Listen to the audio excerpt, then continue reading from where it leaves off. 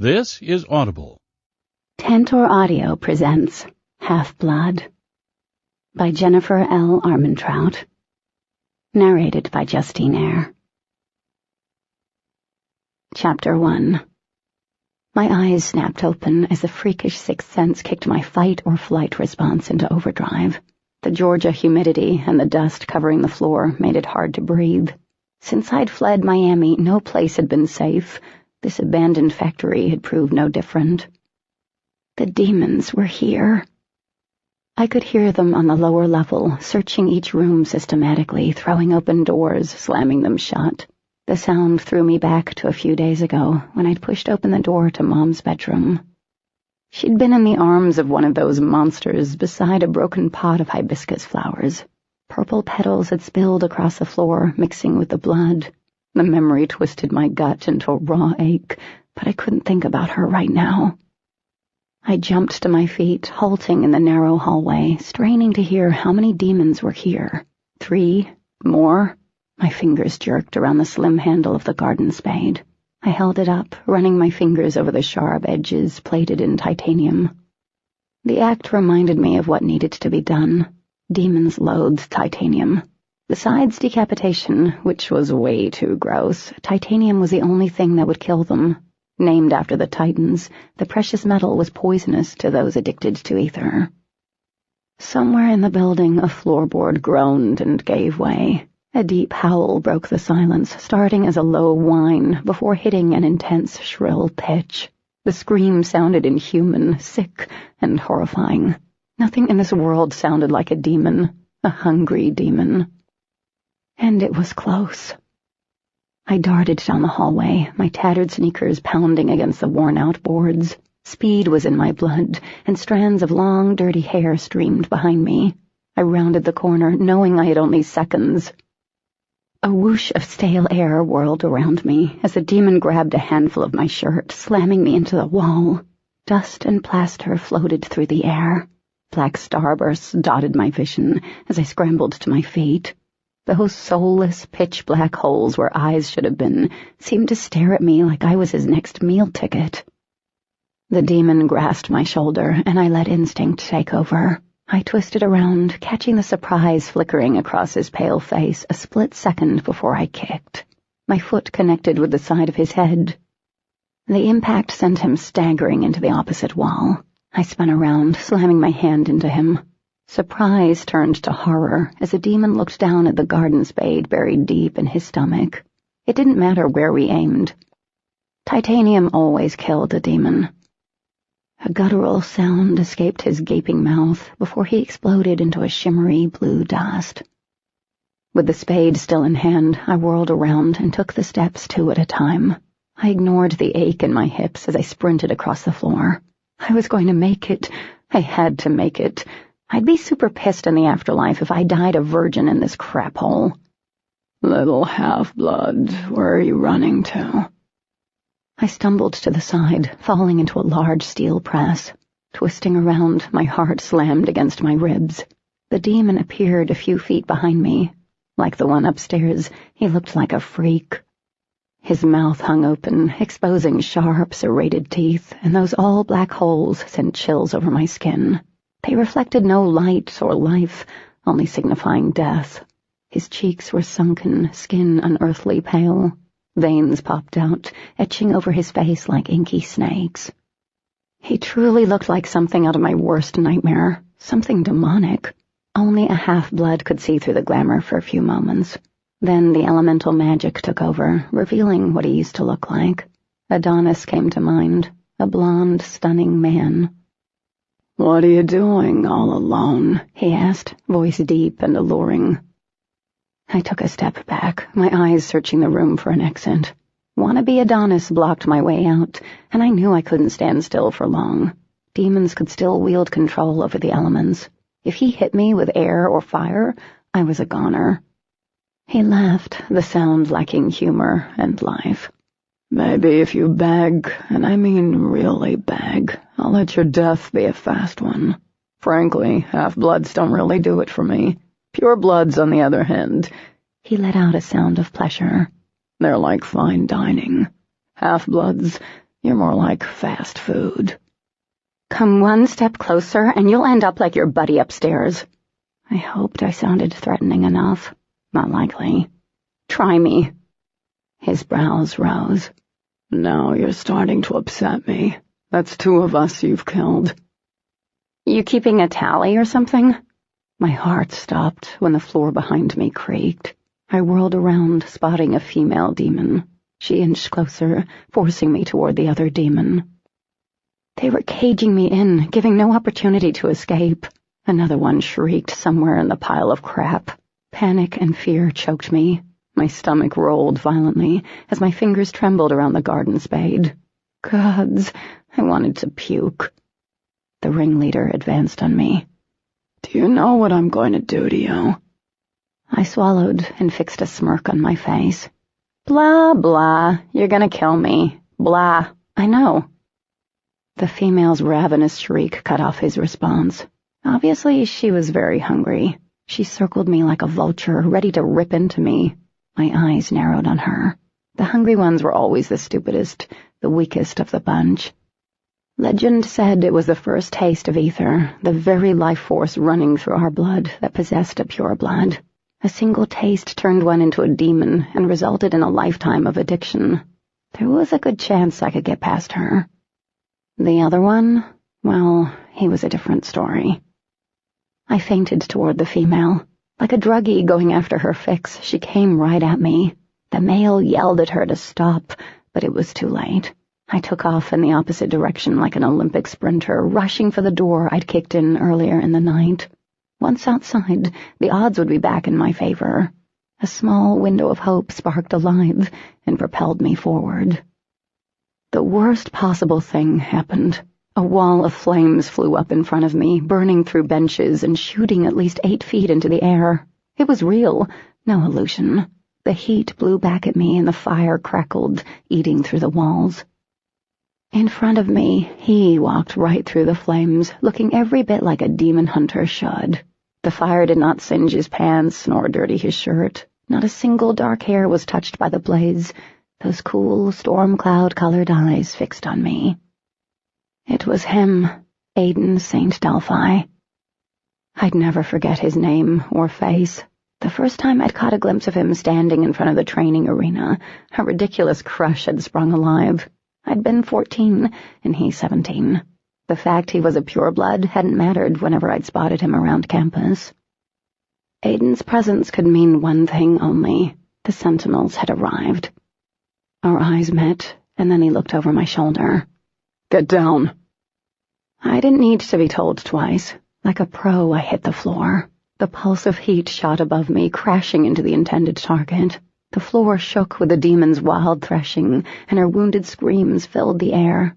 Only titanium would kill a demon, but I felt confident that being burnt alive didn't feel too good. Rising up on my elbows, I peered through my dirty hair as Aiden lowered his hand. A popping sound followed the movement, and the flames vanished as fast as they appeared. Within seconds, only the smells of burnt wood, flesh, and smoke remained. 2 more sentinels rushed the room. I recognized one of them, Kane Poros, a half-blood a year or so older than me. Once upon a time we trained together. Kane moved with a grace he'd never had before. He went for the female, and with one quick swoop, he thrust a long, slender dagger into the burnt flesh of her skin. She too became nothing but dust. The other sentinel had the air of a pureblood to him, but I'd never seen him before. He was big, steroids big, and he zeroed in on the demon I knew was somewhere in this factory but hadn't seen yet. Watching how he moved such a large body around so gracefully made me feel sorely inadequate, especially considering I was still lying sprawled on the floor. I dragged myself to my feet, feeling the terror-fueled adrenaline rush fade. Without warning, my head exploded in pain as the side of my face hit the floor hard. Stunned and confused, it took me a moment to realize the wannabe Adonis had gotten a hold of my legs. I twisted, but the creep sank his hands deep into my hair and yanked my head back. I dug my fingers into his skin, but it did nothing to alleviate the pressure bearing down on my neck. For a startled moment, I thought he intended to rip my head right off, but he sank razor-sharp teeth into my shoulder, tearing through fabric and flesh. I screamed, really screamed. I was on fire. I had to be. The draining burned through my skin. Sharp pricks radiated out through every cell in my body. And even though I was only a half-blood, not chock full of ether like a pureblood, the demon continued to drink my essence, as though I were. It wasn't my blood he was after. He'd swallow pints of it just to get at the ether. My very spirit shifted as he dragged it into him. Pain became everything. Suddenly, the demon lifted his mouth. "What are you?" His whispered voice slurred the words. There was no time to even think about that question. He was ripped off me and my body slumped forward. I rolled into a messy, bloody ball, sounding more like a wounded animal than anything remotely human. It was the first time I'd ever gotten tagged, drained by a demon. Over the small sounds I made, I heard a sickening crunch, and then wild shrieks, but the pain had taken over my senses. It started to pull back from my fingers, sliding its way back to my core, where it still blazed. I tried to breathe through it, but damn! Gentle hands rolled me onto my back, prying my fingers away from my shoulder.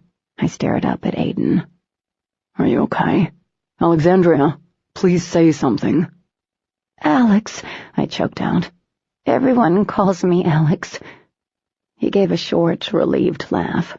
"Okay, good. Alex, can you stand?" I think I nodded. Every few seconds a stabbing flash of heat rocked through me, but the hurt had faded into a dull ache. That really sucked something bad. Aiden managed to get one arm around me, lifting me to my feet. I swayed as he brushed back my hair and took a look at the damage. "Give it a few minutes. The pain will wear off." Lifting my head, I looked around. Kane and the other sentinel were frowning at nearly identical piles of blue dust. The pureblood faced us. "That should be all of them." Aiden nodded. "Alex, we need to go. Now, back to the Covenant." The Covenant? Not entirely in control of my emotions, I turned to Aiden. He wore all black, the uniform sentinels wore. For a hot second, that girly crush resurfaced from 3 years ago. Aiden looked sublime, but fury stomped down that stupid crush. The Covenant was involved in this, coming to my rescue? Where the hell had they been when one of the demons had snuck into our house? He took a step forward, but I didn't see him. I saw my mother's lifeless body again. The last thing she ever saw on this earth was some god-awful demon's face, and the last thing she'd ever felt... I shuddered, remembering the body-ripping pain of the demon's tag. Aiden took another step toward me.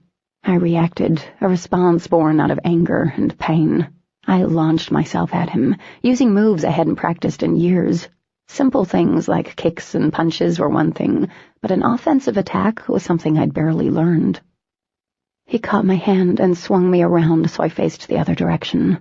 In a matter of seconds he had my arms pinned, but all the pain and the sorrow rose in me, overriding any common sense. I bent forward, intent on getting enough space between us to deliver a vicious back kick. "Don't," Aiden warned, his voice deceptively soft. "I don't want to hurt you." My breath came out harsh and ragged. I could feel the warm blood trickling down my neck, mixing with sweat. I kept fighting, even though my head swam, and the fact that Aiden held me off so easily only made my world turn red with rage. "Whoa!" Kane yelled from the sidelines. "Alex, you know us. Don't you remember me? We aren't going to hurt you." "Shut up!" I broke free of Aiden's grasp, dodging Kane and Mr. Steroids. None of them expected me to run from them, but that's what I did. I made it to the door leading out of the factory, dodged the broken wood, and rushed outside. My feet carried me toward the field across the street. My thoughts were a complete mess. Why was I running? Hadn't I been trying to get back to the Covenant since the demon attack in Miami? My body didn't want to do this, but I kept running through the tall weeds and prickly bushes. Heavy footsteps sounded behind me, growing closer and closer. My vision blurred a bit, my heart thundered in my chest. I was so confused, so... A hard body crashed into me, knocking the air right out of my lungs. I went down in a spiraling mess of legs and arms. Somehow Aiden twisted around and took the brunt of the fall. I landed on top of him, and I stayed there for a moment before he rolled me over, pinning me down into the itchy field grass. Panic and rage burst through me. Now? Where were you a week ago? Where was the Covenant when my mother was being killed? Where were you? Aiden jerked back, eyes wide. I'm sorry. We didn't... His apology only angered me further. I wanted to hurt him. I wanted to make him let me go. I didn't know what the hell I wanted, but I couldn't stop myself from screaming, clawing, and kicking him. Only when Aiden pressed his long, lean body against mine did I stop. His weight, the close proximity, held me immobile. There wasn't an inch of space between us. I could feel the hard ripple of his abdominal muscles pressing against my stomach, could feel his lips only inches from mine. Suddenly, I entertained a wild idea. I wondered if his lips felt as good as they looked, because they looked awesome. That was a wrong thought to have. I had to be crazy, the only plausible excuse for what I was doing and thinking. The way I stared at his lips, or the fact I desperately wanted to be kissed, all wrong for a multitude of reasons. Besides the fact I just tried to knock his head off, I looked like a mess. Grime dirtied my face beyond recognition. I hadn't showered in a week, and I was pretty sure I smelled.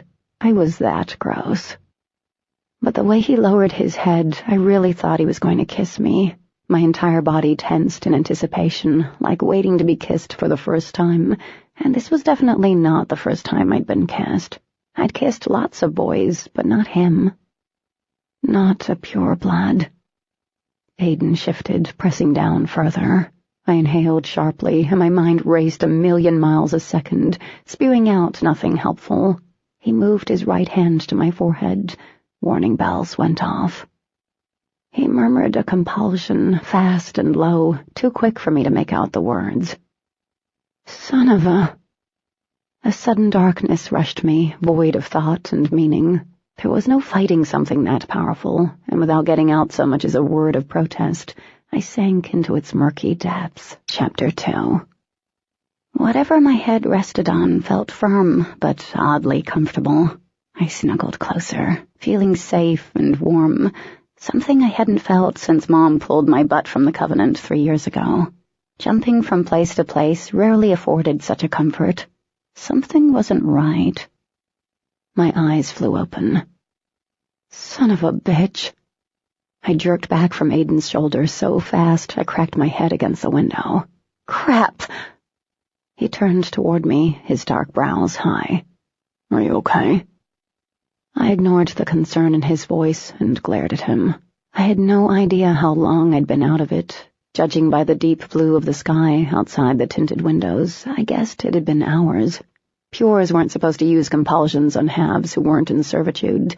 It was considered highly unethical, since compulsions stripped people of free will, choice, and everything.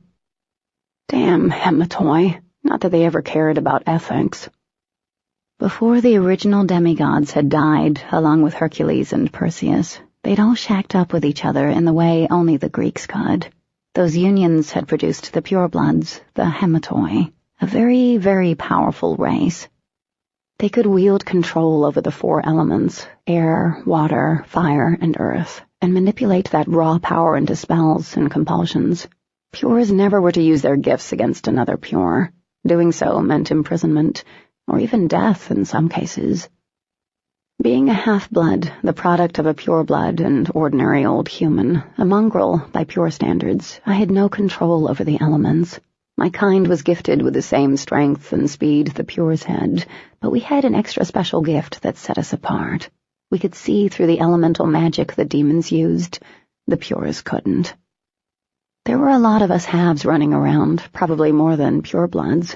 Considering pures married to improve their position in our society instead of marrying for love, they tended to fool around a lot. Being that they weren't susceptible to diseases that plagued mortals, I figured they assumed it was okay to forego protection. As it turned out, their half-blood offspring served a very valuable position in the pureblood society. Alex. Aiden frowned as he watched me. Are you okay? Yeah, I'm fine. I scowled while taking in my surroundings. We were in something big, probably one of the Covenant's super-large Hummers that could plow over an entire village. Pures weren't concerned with things like money and gas mileage. The bigger, the better, was their unofficial motto. The other Pure, the enormous one, was behind the wheel, and Kane sat in the passenger seat, silently staring out the window. Where are we? We're on the coast, just outside of Bald Head Island. We're almost to Deity Island, Aiden answered. My heart jumped. What? We're going back to the Covenant, Alex. The Covenant, the place I'd trained and called home up until 3 years ago. Sighing, I rubbed the back of my head. Did the Covenant send you, or was it my stepfather? The Covenant. I breathed easier. My pure-blooded stepfather wouldn't be happy to see me. You work for the Covenant now? No, I'm just a sentinel. I'm more on loan for the time being. Your uncle sent us to find you. Aiden paused, glancing out the window. A lot has changed since you've been gone. I wanted to ask what a sentinel got accomplished on the well-protected Deity Island, but I figured it wasn't any of my business. What's changed? Well, your uncle is now the Dean of the Covenant. Marcus? Wait, what? What happened to Dean Nasso? He died about 2 years ago. Oh, no big surprise there. He'd been old as dirt. I didn't say anything else as I mulled over the fact my uncle was now Dean Andros. Ugh, I made a face. I barely knew the man, but the last I remembered he'd been working his way up through the pure-blood politics. I shouldn't be surprised he'd found his way into such a coveted position. Alex, I'm sorry about the compulsion back there. Aiden broke the silence that had stretched between us. I didn't want you to hurt yourself. I didn't respond. And I'm sorry about your mother. We searched everywhere for you too, but you didn't stay in one place long enough. We were too late. My heart squeezed in my chest. Yeah, you were too late. Another few minutes of silence filled the Hummer. Why did your mother leave 3 years ago? I peeked through the curtain of my hair. Aiden watched me as he waited for an answer to his loaded question. I don't know. Since the age of 7, I had been a half-blood in training, one of the so-called privileged halves. We had 2 options in life, either attend the Covenant or go into the working class. Halves who had a pure blood willing to speak for them and foot the cost of an education were enrolled in the Covenant to train as sentinels or guards. The other halves weren't so lucky. They were rounded up by the Masters, a group of pures who excelled at the art of compulsion. An elixir had been created out of a special blend of poppy flowers and tea. The concoction worked differently in a half's blood. Instead of leaving them lethargic and sleepy, the refined poppy made them compliant and vacant, giving them a high they never came down from. Masters started indentured halves on the elixir at the age of 7, the age of reason, and continued on in daily doses. No education, no freedom. The Masters were ultimately responsible for dealing out the elixir and monitoring the behaviors of the halves in servitude. They were also the ones who marked them on their forehead, a circle with a line through it, the painfully visible sign of slavery.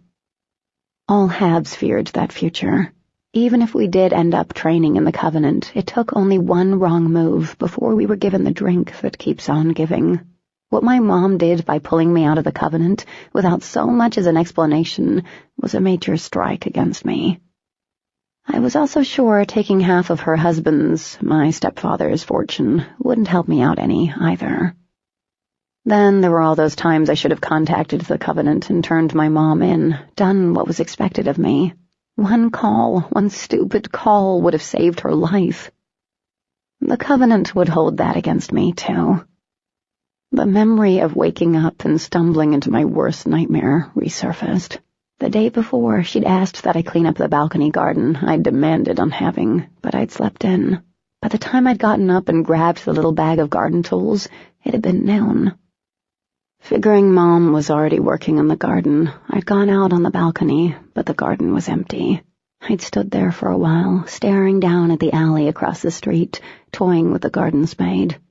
Then, from the shadows, a man had stepped out, a demon. He'd stood there in broad daylight, staring up at me. He'd been so close I could have chucked the spade and hit him. With my heart in my throat, I jerked back from the railing. I'd rushed back into the house, screaming for her. There'd been no answer. Rooms had blurred as I'd raced down the tiny hallway toward her bedroom and pushed open the door. What I'd seen would haunt me forever. Blood, so much blood, and Mom's eyes, open and vacant, staring at nothing. "We're here." Kane leaned forward eagerly. All my thoughts vanished as my stomach did a funny twist. I turned and stared out the window. Deity Island actually consisted of 2 islands. The Pures lived in their fancy homes on the first island. To the outside world, it looked like any normal island community. Small shops and restaurants lined the streets. There were even shops run by mortals and tailored to them. The pristine beaches were to die for. Demons didn't like to travel across water. When a Pure turned all dark side, their elemental magic twisted and could only be accessed if they were touching Earth. Being out of contact weakened them. It made an island the perfect hidey hole for our kind. It was too early for anyone to be on the streets, and in a matter of minutes we passed over the second bridge. On this part of Deity Island, nestled among marshlands, beaches, and forests virtually untouched by man, stood the Covenant. Rising up between the endless sea and acres of white beaches, the sprawling sandstone structure we passed was a school where Pures and Halves attended classes. With its thick marble columns and strategically placed statues of the gods, it was an intimidating and otherworldly place. Mortals thought the Covenant was an elite private school where none of their children would ever have the privilege of attending. They were right. People had to have something super special in their blood to make it this far. Beyond the main building were the dorms, and they too boasted more columns and statues. Smaller buildings and bungalows dotted the landscape, and the massive gyms and training facilities sat adjacent to the courtyard. They always reminded me of the ancient coliseums, except ours were enclosed. Hurricanes could be a real bitch around these parts. It was all beautiful, a place I loved and hated at the same time. Seeing it now, I realized just how badly I'd missed it, and Mom. She'd stayed on the main island while I'd gone to school, but she'd been a fixture around the campus, popping up and taking me to lunch after classes, swaying the old dean to allow me to stay with her during the weekends. Gods, I just wanted one more chance, one more second to tell her. I checked myself. Control. I needed to be in control right now, and caving into the lingering grief wasn't going to help me. Steeling myself, I climbed out of the Hummer and followed Aiden to the girls' dorm. We were the only ones moving down the silent hallways. With it being the beginning of summer, only a few students would be running around. "Get cleaned up. I'll return for you in a little bit." He started to turn, but stopped. "I'll find something for you to wear and leave it on the table." I nodded, at a loss for words. Even though I was trying to push the emotions down, some of them seeped through. 3 years ago, my entire future had been perfectly planned. All the instructors at the Covenant had praised my abilities in the training sessions. They even went as far as to say I could become a sentinel. Sentinels were the best, and I'd been one of the best. 3 years without any training had set me back behind every half. A lifetime of servitude most likely waited for me, a future I couldn't face. Being subject to the Pures' wills, having no control or say over anything, the possibility scared the crap out of me. A possibility made worse by my nearly all-consuming need to hunt demons. Fighting them was ingrained in my blood, but after seeing what had happened to Mom, the desire skyrocketed. Only the Covenant could provide the means for achieving my goals, and my absentee, pure-blooded uncle now held my future in his hands. My footsteps felt heavy as I moved around the familiar rooms.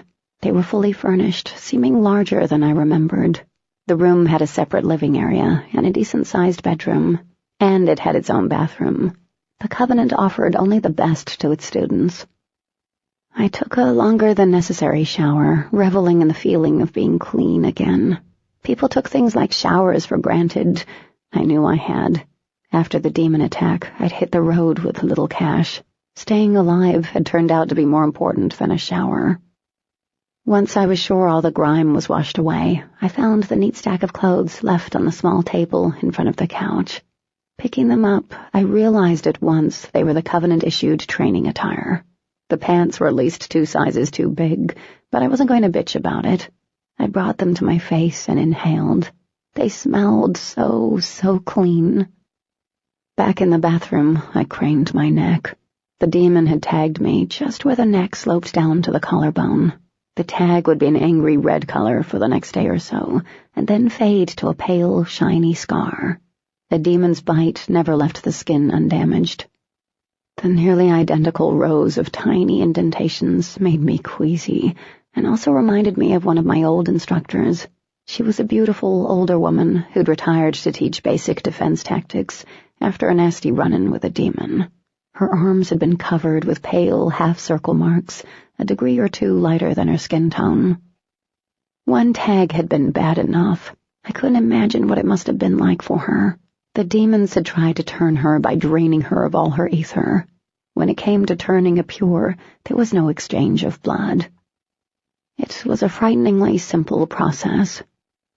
A demon placed their lips on the drained pures, shared some of their ether, and voila, brand spankin' new demon. Like infected blood, the tainted ether they passed turned to pure, and nothing could be done to undo the change. The pure was lost forever. As far as we knew, it was the only way a demon could be made, but then again, it wasn't like we hung around and talked to them. They were killed on sight. I'd always thought that policy was stupid. No one, not even the council, knew what the demons thought to accomplish by killing. If we caught one and actually questioned it, we could learn so much about them. What were their plans, their goals? Did they even have any? Or was it just the need for ether that kept them going? We didn't know. All the Hematoi cared about was stopping them and making sure none of the pures returned. Anyway, rumor said our instructor had waited until the very last moment to strike, therefore foiling the demon's plans. I remembered staring at those marks and thinking how terrible it was that her otherwise flawless body had been ruined. My reflection in the fogged mirror stared back at me. This tag would be hard to hide, but it could have been worse. He could have tagged a chunk of my face. Demons could be cruel. Halves couldn't be turned, which is why we made such excellent fighters against the demons. Dying was the worst that could happen to us. Who cared if a half-blood went down in battle? To the pures, we were a dime a dozen. Sighing, I flipped my hair over my shoulder and pushed away from the mirror, just as a soft knock sounded. A second later, Aiden opened the door to my dorm. All 6.5 feet of him came to an abrupt stop the moment he saw me. Surprise flickered over his face as he stared at the fresh version of me. What can I say? I cleaned up nicely. With all the dirt and overall grossness gone, I looked just like my mom. Long, dark hair fell down my back. I had those high cheekbones and full lips most pures did.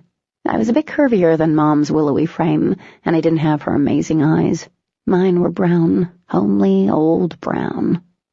I tipped my head back, looking him straight in the eyes for the first time. What? He recovered in record time. Nothing. You ready? I guess so. I snuck another peek at him as he headed out of my room. Aiden's dark brown waves continually fell over his forehead, brushing against equally dark brows. The lines of his face were nearly perfect, the curve of his jaw strong, and he had the most expressive lips I'd ever seen. But it was those thundercloud eyes I found beautiful. No one had those eyes.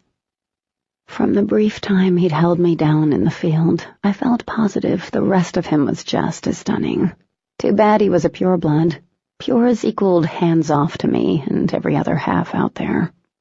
Supposedly, the gods had forbidden interactions of the fun kind between halves and pures eons ago. Something to do with the purity of a pure's blood not being tarnished. A fear a child of such a coupling would be... I frowned at Aiden's back. Would be what? A cyclops? I didn't know what might happen, but I did know it was considered very, very bad.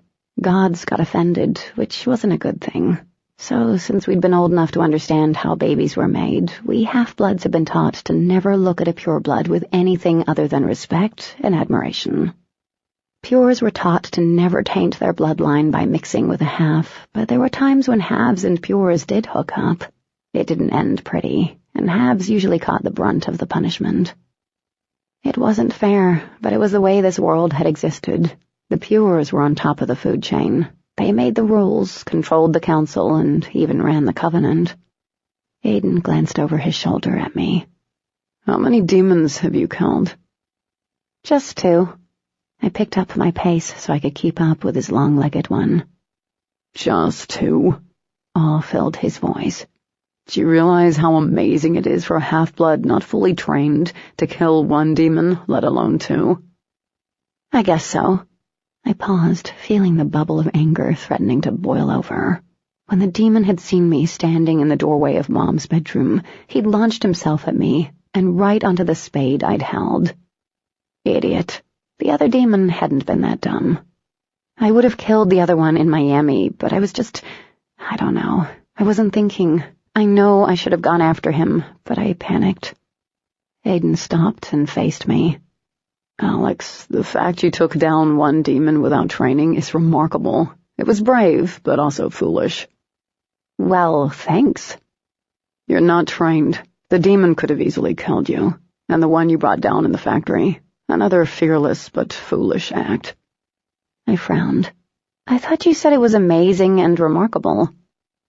It was, but you could have been killed. He walked off ahead. I struggled to keep up with him. Why would you even care if I was killed?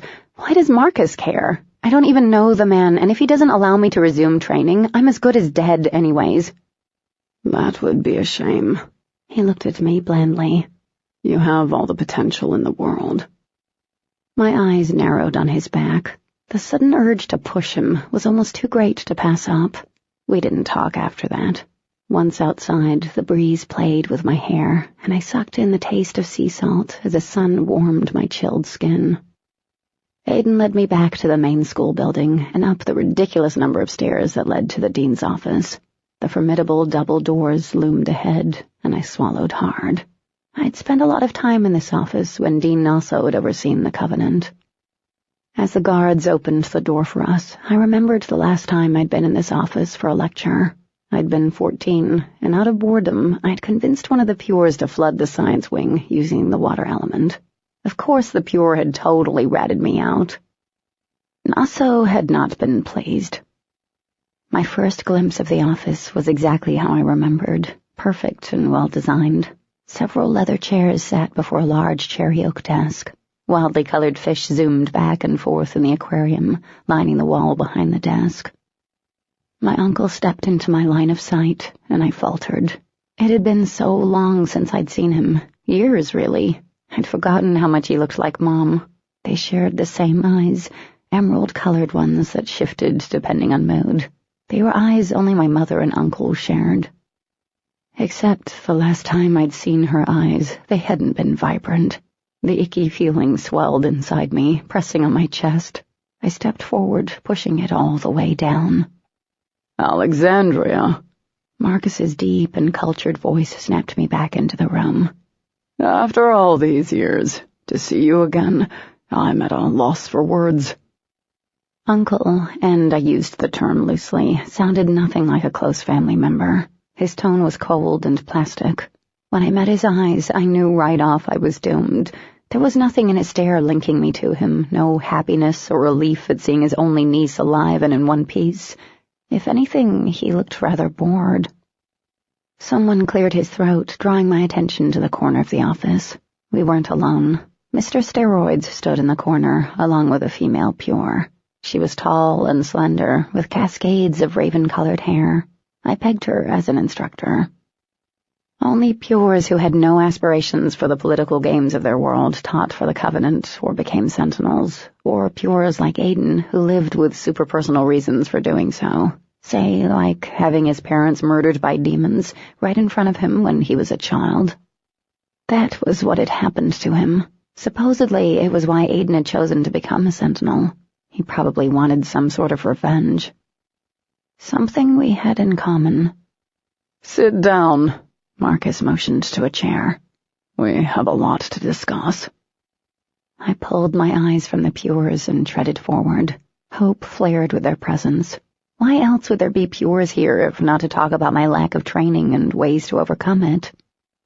Marcus moved behind his desk and sat. From there, he folded his hands and leveled a look at me. Unease made me sit straighter, and my feet dangled above the floor. I really don't know where to begin with this mess Rachel created. I didn't respond since I wasn't sure I'd heard him correctly. First off, she nearly ruined Lucian. Twice. He spoke as if I'd had something to do with it. The scandal she created when she met your father was bad enough. When she emptied Lucian's bank account and ran off with you, well, I'm sure even you can understand the lasting implications of such an unwise decision. Ah, Lucian. Mom's perfect, pure-blooded husband, my stepfather. I could imagine his response. It probably had involved a lot of throwing stuff and bemoaning his poor character judgment. I don't even know if Mom had ever loved him, or if she'd loved my mortal father she'd had an affair with, but I did know Lucian was a total press. Marcus continued listing the ways her decision had hurt Lucian. I pretty much tuned him out.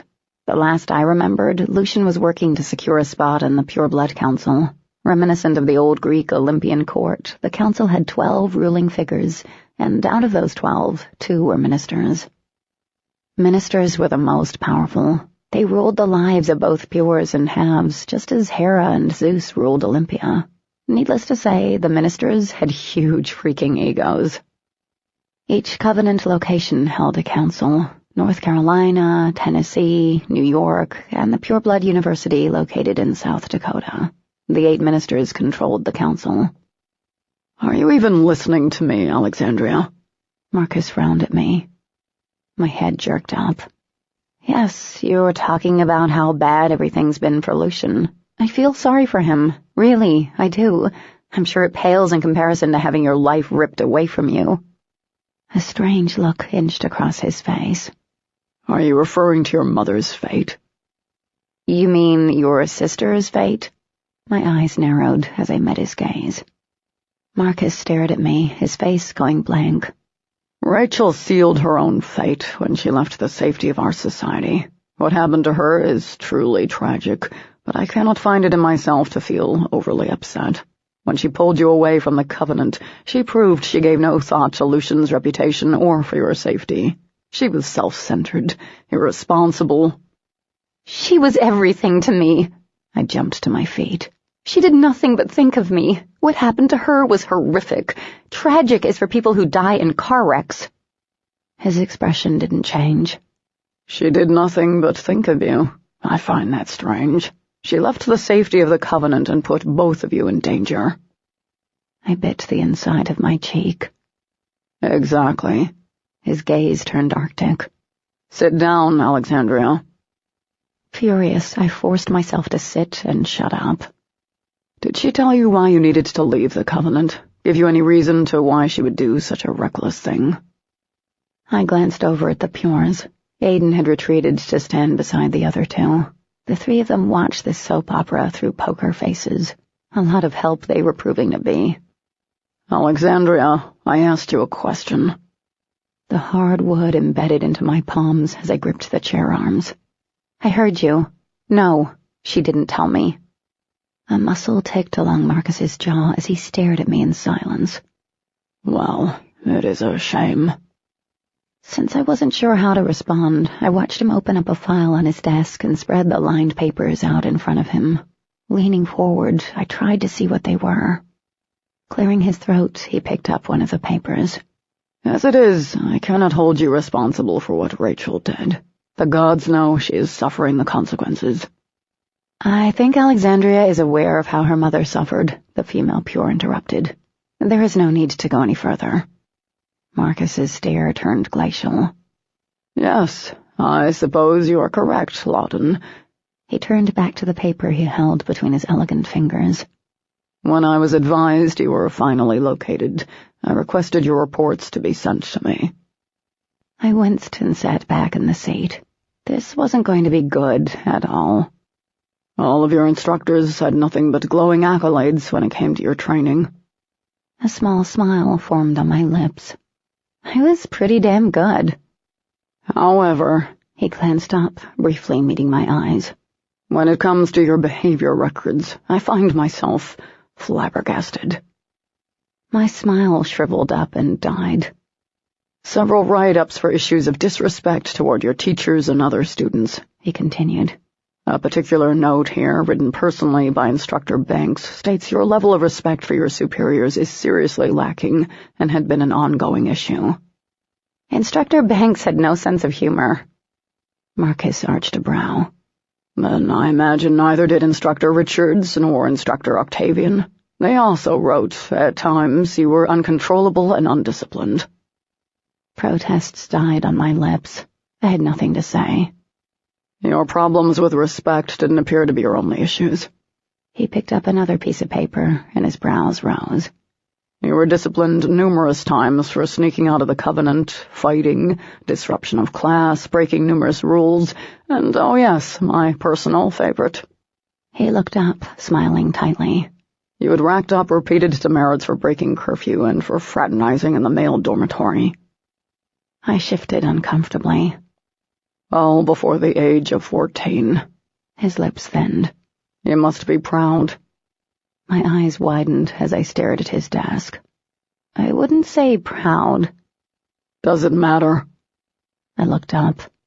I guess not. The tight smile returned. Considering your previous behavior, I'm afraid to say there's no way I could allow you to resume training. What? My voice turned shrill. Then why am I here? Marcus placed the papers back into the file and closed it. Our communities are always in need of servants. I spoke with Lucian this morning. He's offered you a place in his home. You should be honored. No! I came to my feet once again. Panic and rage seized me. There is no way you're going to drug me. I won't be a servant in his house or any Pure's. Then what? Marcus folded his hands again and looked at me calmly. Will you go back to living on the streets? I will not allow that. The decision has already been made. You will not re-enter the Covenant. Chapter 3. Those words shocked me into silence. All my dreams of vengeance evaporated into nothing. I stared at my uncle, hating him almost as much as I hated demons. Mr. Steroids cleared his throat. If I may say so. Marcus and I turned toward him. I was surprised he could even speak, but Marcus waved his hand for him to continue. She killed 2 demons. I'm aware of this, Leon. The man who was about to bring down my whole world didn't seem too interested. When we found her in Georgia, she was holding her own against 2 more demons, Leon continued. Her potential, if trained properly, is astronomical. Shocked that this Pure would speak for me, I slowly sat down. Marcus still looked unimpressed, and those bright green eyes were as hard as ice. I understand, but her behavior before the incident with her mother cannot be erased. This is a school, not a daycare center. I do not have the time or the energy to keep an eye on her. I cannot have her running wild through these halls and influencing the other students. I rolled my eyes. He made me sound like a cunning criminal about to bring down the entire Covenant. Then assign someone to her, Leon said. There are instructors here during the summer who'll be able to keep an eye on her. I don't need a babysitter. It's not like I'm going to burn down a building. Everyone ignored me. Marcus sighed. Even if we assign someone to her, she is behind in her training. There is no way she would be on par with those in her class. Come fall, she will be sorely behind. This time it was Aiden who spoke. We would have the entire summer to prepare her. It's possible she could be ready enough to attend classes. Who has the time for such an undertaking? Marcus frowned. Aiden, you are a sentinel, not an instructor. Neither is Leon, and Lawton will be returning to New York shortly. The other instructors have lives, ones I cannot expect them to drop just for one half-blood. Aiden's expression was unreadable, and I sure as hell didn't know what provoked the words coming out of his mouth next. I can work with her. It wouldn't interfere with my duties. You're one of the best sentinels. Marcus shook his head. It would be a waste of your talent." They battled on about what to do to me. I tried interjecting once, but after the warning glare both Leon and Aiden sent my way, I shut up. Marcus continued stating I was a lost cause, while Aiden and Leon argued that I could be fixed. My uncle's willingness to turn me over to Lucian stung. Servitude wasn't a pleasant future. Everyone knew that. I'd heard rumors, terrible ones, concerning how the Pures treated halves, especially female halves. Loudon stepped forward after Aiden and Marcus came to a standstill about what to do with me. Slowly, she flicked her long hair over one shoulder. "How about we make a deal, Dean Andros? If Aiden says he can train her and still do his duties, then you have nothing to lose. If she's not ready by the end of the summer, she doesn't stay." I twisted back to Marcus, full of hope. He stared at me for what seemed like forever. "Fine." He leaned back in his chair. "But this is on you, Aiden. Do you understand? Anything, and I mean anything she does will be a reflection upon you. And trust me, she will do something. She's just like her mother." Aiden suddenly looked cautious as he glanced back at me. "Yes, I understand." A wide smile broke out across my face, and the cautious look on his face grew, but when I turned back to Marcus, my smile died under his frigid stare. "I will be less tolerant than your old dean, Alexandria. Do not make me regret this decision." I nodded, not fully trusting myself to speak. There was a good chance I would mess it all up if I did. Afterwards, Marcus dismissed me with a wave of his hand. I stood and left his office. Loudon and Leon remained, but Aiden followed me. I turned to him. "Thank you." Aiden stared at me. "Don't thank me yet." I smothered a yawn and shrugged. "Well, I just did. I really think Marcus would have shipped me off to Lucian's if it wasn't for you three." "He would have. Your stepfather is your legal guardian." I shuddered. "That's reassuring." He caught my reaction. "Was it something that Lucian did that caused you and your mother to leave?" "No, but Lucian wasn't particularly fond of me. I'm Mom's love child, you know. He's just Lucian. What's that prick up to, anyways?" Aiden's brows rose. "That prick is the Minister of Council." My mouth dropped open. "What? You're kidding, right?" "Why would I joke about something like that? So you may want to refrain from calling him a prick in public. I doubt it would help your cause." News that Lucian was now a minister made my stomach clench, especially considering he had a place for me in his household. I shook my head and pushed that implication far from my thoughts. I had enough immediate concerns other than dealing with him. "You should get some rest. Come tomorrow, we'll begin training, if you feel up to it." "I do." Aiden's gaze drifted over my bruised face and then down, as if he could see the many cuts and bruises I'd racked up since I'd fled Miami. "Are you sure?" I nodded, my gaze falling on the lock of hair he kept pushing off his forehead. "What are we starting with? I didn't start any of the offensive tactics or Silat training." He shook his head. "I hate to disappoint you, but you won't be starting with Silat training." That was disappointing. I liked daggers and all things that stabbed, and I really would like to know how to use them effectively. I started to head toward my dorm, but Aiden's voice stopped me. "Alex, don't let me down. Anything you do will come back on me. Do you understand?" "Yes, don't worry. I'm not as bad as Marcus makes me sound." He looked doubtful. "Fraternizing in the male dorms?" I flushed. "I was visiting friends. Not like I was hooking up with any of them. I was only 14. I'm not a hoe bag." "Well, that's good to know." He walked away. Sighing, I headed back to my room. I was tired, but all the excitement from getting a second chance had me hyped up. After staring at the bed for an absurd amount of time, I left my room and moved through the empty halls of the girls' dorm. The Pures and Halves shared living quarters, only at the Covenant. Any place else, we were segregated. I tried to remember what it had been like to be here. The rigorous training schedules, ridiculous classwork, studying things that had bored me to tears, and all the social games the Pures and Halves had played. There's nothing like a bunch of catty teenagers who could either kick your ass halfway across the country or set you on fire with a mere thought. That alone changed who people picked fights with or became friends with. And at the end of the day, it was always good to have a fire starter in your back pocket. Everyone had a role to play.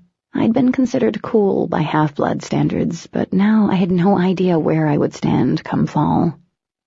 After roaming the empty common rooms, I left the girls' dorm and headed for one of the smaller buildings near the marshlands. The one-story square building held the cafeteria and rec rooms and surrounded a colorful courtyard. I slowed as I neared one of the larger rooms. The laughter and crashes radiating from the room proved there were some kids still here over summer vacation. Something flip-flopped inside me. Would they accept me back? Would they even know me? How would they even care? Taking a deep breath, I pushed open the doors. No one seemed to notice me. Everyone was busy cheering on a Pure who floated several pieces of furniture in midair. The young girl was a novice at controlling the air element, which explained all the noise. Mom had used air, too. After all, it was the most common element. Pures could only control one, sometimes two, if they were really powerful. I studied the girl. With her bright red curls and giant blue eyes, she looked about 12, especially standing next to the towering halves in her cute jumper. I really didn't have room to talk. I came in at a whopping 5.5 feet, which was midget size compared to most of the halves. I blamed my mortal father. Meanwhile, the Pure pursed her lips as another chair toppled to the floor, and more chuckles erupted from her audience, all except one, Caleb Niccolo. Tall, blonde, an all-charming smile, Caleb had been my partner in dysfunction when I'd been at the Covenant. I shouldn't have been so surprised to see him here during the summer. His mortal mother had never wanted anything to do with her weird child, and his pure-blood father was totally on the absentee list. Caleb stared at me, wide-eyed and stunned. Holy crap! Everyone turned at that point, even the Pure. With her concentration broken, all the items fell to the floor. Several of the halves scattered as the couch came down, and then the pool table. I wiggled my fingers. Long time no see, huh? Caleb snapped out of it, and within 2 seconds he'd crossed the length of the room and pulled me into a mammoth hug. Then he picked me up and swung me around. Where in the hell have you been? He put me on my feet. 3 years, Alex? What the hell? Do you even know what half of the students said happened to you and your mom? We thought you were dead. I could seriously punch you in the face, like right now. I could barely hold back my smile. I've missed you, too. He kept staring at me like I was some kind of mirage. I can't believe you're really standing here. You better have a wild story for me. I laughed. Like what? You'd better have had a baby, killed someone, or slept with a Pure. Those are your 3 options. Anything less is totally unacceptable. You're so gonna be disappointed, because it wasn't anything exciting. Caleb dropped his arm around my shoulders and steered me to one of the couches. Then you gotta tell me what the hell you've been doing and how you got back here. And why didn't you call any of us? There isn't a single place in this world that doesn't have cell service. I'd go with she probably killed someone. I tilted my head back and spotted Jackson Manos in the group of halves I didn't recognize. He looked exactly as I remembered him. Dark hair parted down the middle, a body made just for girls to drool over, and equally dark, sexy eyes. I gave him my best smile. Whatever, you douche. I didn't kill anyone. Jackson shook his head as he approached us. Do you remember dropping Nick on his neck during takedown practice? You nearly killed him. Good thing we heal as quickly as we do, or you would have put him out of training for months. We all laughed at the memory. Poor Nick had spent a week in the infirmary after the incident. Our good time and general curiosity drew the other halves to the couch. Knowing I had to answer some of the questions regarding my absence eventually, I came up with a pretty bland tale about Mom wanting to live among mortals.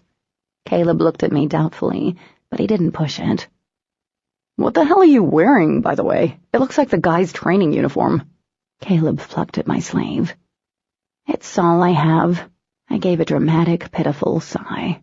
I doubt I'm going to get out anytime soon, and I don't have any money. He grinned. I know where they keep all the training clothes here. Tomorrow, I can pick you up some extra stuff in town. You don't have to. And besides, I don't think I want you shopping for me. I'd end up looking like a stripper. Caleb laughed, the skin around his blue eyes crinkling. Don't worry about it. Dad sent me a near fortune a few weeks ago. Guess he feels bad for being a dick of a father. Anyway, I'll get one of the girls to go with me or something. The pure, Thea was her name, eventually made her way over to where we sat. She seemed nice and genuinely interested in me, but she asked the one question I feared. "So, has your mother reconciled with Lucian?" she asked in a small, childlike voice. I forced myself not to show any reaction. "No." She looked surprised. So did the Halfs. "But they can't divorce," said Caleb. "Or are they going to do the separate house, different zip code thing?" Pures never divorced. They believed their mates were predestined by the gods. I'd always thought it was a load of bull, but the no-divorce thing explained why so many of them had affairs. No," I said. "Mom didn't make it out there." Caleb's mouth dropped open.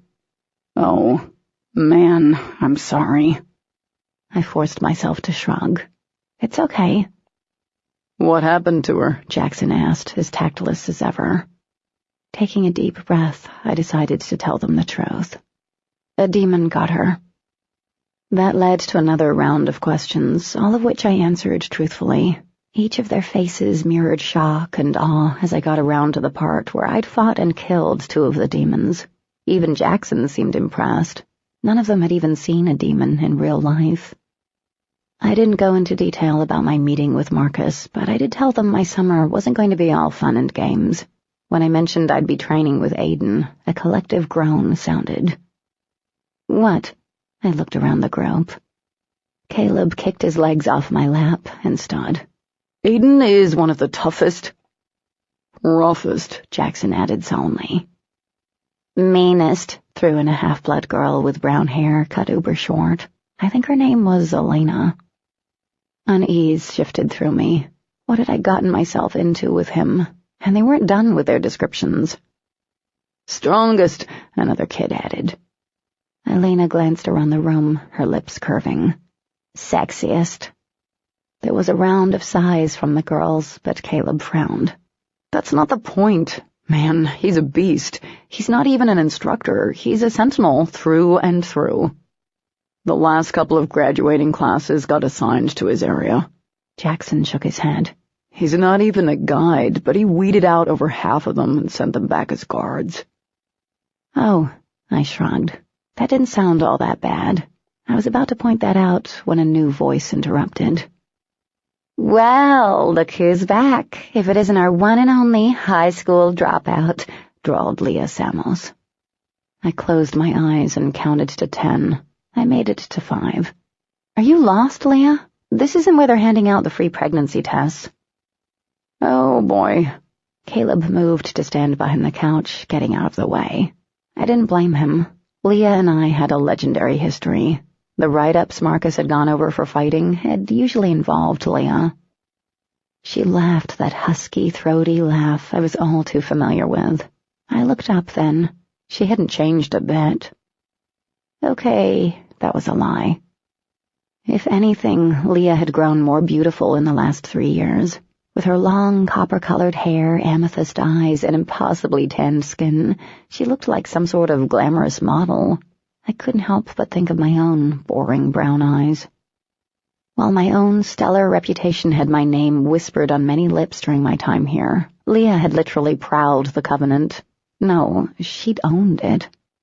Her eyes dropped the length of me as she stalked across the rec room, taking in the oversized shirt and rumpled jogging pants.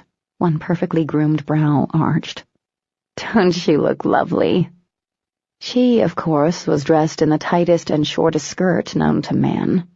"Isn't that the same skirt you wore in the 3rd grade? It's getting a little tight. You may want to go up a size, or 3. Leah smirked and tossed the massive hair over her shoulder. She sat in one of the fluorescent moon chairs across from us. "What happened to your face?" "What happened to yours?" I retorted. "You look like a damn Oompa Loompa. You should lay off the spray tanning, Leah." There were a couple of snickers from our impromptu audience, but Leah ignored them. She was focused on me, her arch nemesis. We'd been at this since we were 7. Sandbox enemies, I guessed. You know what I heard this morning? I sighed. What?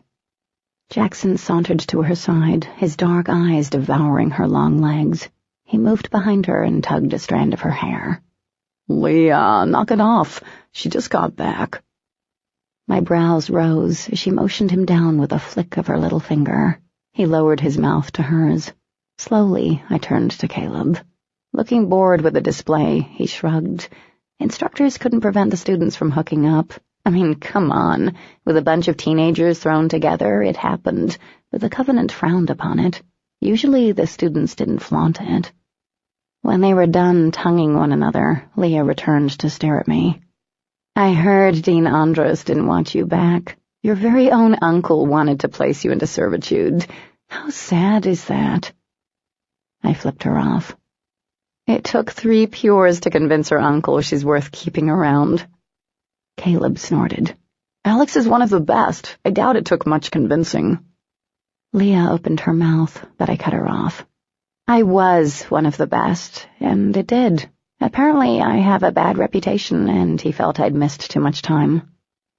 What? Caleb stared at me. I shrugged. I have until the end of summer to prove to Marcus I can get caught up in time to join the rest of the students. It's no big deal, right, Leah? I faced her, grinning. I think you remember the last time we sparred. It was a long time ago, but I'm sure you can recall it quite clearly. A pink flush crawled over her tanned cheeks, and her hand crept to her nose in what looked like a subconscious move, drawing an even bigger grin from me. At such a young age, our sparring was supposed to have been an absolutely no-contact training exercise. But one insult had led to another, and I'd broken her nose. In 2 places. It had also landed me in suspension for 3 weeks. Leah's plump lips thinned. You know what else I know, Alex? I folded my arms over my chest. What? Well, everyone here may believe whatever lame excuse you gave for your mother leaving. I know the real reason. Her eyes sparkled with malice. Coldness settled over me. And how do you know? Her lips curved at the corners as she met my stare. I vaguely noticed Jackson moving away from her. Your mother met with Grandma Piperi. Grandma Piperi? I rolled my eyes. Piperi was a crazy old woman who was supposed to be an oracle. The Pures believed she communed with the gods. I believe she communed with a lot of liquor. So, I said. I know what Grandma Piperi said to make your mother go crazy. She was crazy, right? I was on my feet without realizing it. Leah, shut up. She looked at me, eyes wide and unfazed. No, Alex, you may want to calm down. One little fight and you'll be cleaning toilets for the rest of your life. My hands clutched. Had she been in the room under Marcus's desk or something? How else would she know so much? But Leah was correct, and that sucked. Being the bigger person meant walking away from her. It was harder than I ever imagined, like walking through quicksand. The more I moved, the more the air around me literally demanded that I stay and break her nose again. But I did it, and I made it past her chair without hitting her. I was a totally different person, a better person. Don't you want to know what she said to your mother to make her crazy, to make her leave? You'll be happy to know it had everything to do with you. I stopped, just like Leah knew I would.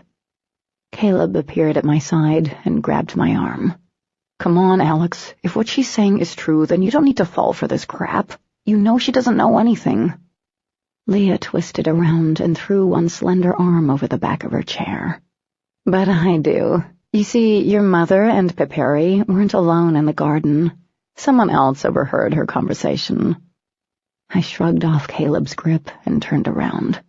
Who heard them? She shrugged, studying her painted nails. I knew right then and there I would end up hitting her. The oracle told your mother you would be the one to kill her. Considering you couldn't stop a demon from draining her, I guess Piperi meant in the abstract sense. What good is a half-blood who can't even protect her own mother? Is it any wonder why Marcus didn't want you back? There was a moment when no one moved in the room, not even me. Then I smiled at her, right before I grabbed a handful of copper hair and yanked her out of the chair. Screw being a better person. Chapter 4. The way her mouth dropped open as she fell backwards almost made up for her cruel words. Clearly, she hadn't expected me to do anything, thinking the threat of being expelled was far too great. Leah didn't know the power of her own words. I jerked my arm back, fully intending on undoing whatever the doctors had done to fix that perky little nose of hers, but my fist never landed. In fact, Caleb got to me before I could take another step toward her. He literally carried me out of the rec room and then put me down and blocked my path back to Leah. There was a wild grin on his face as I tried to dart around him. "Let me pass, Caleb. I swear to the gods, I'm going to break her face." Back not even a day, Alex. Wow. "Shut up," I glared at him. Alex, knock it off. You get into a fight and you're going to get kicked out. What then? Be a servant for the rest of your life? Anyway, you know she's lying, so let it go.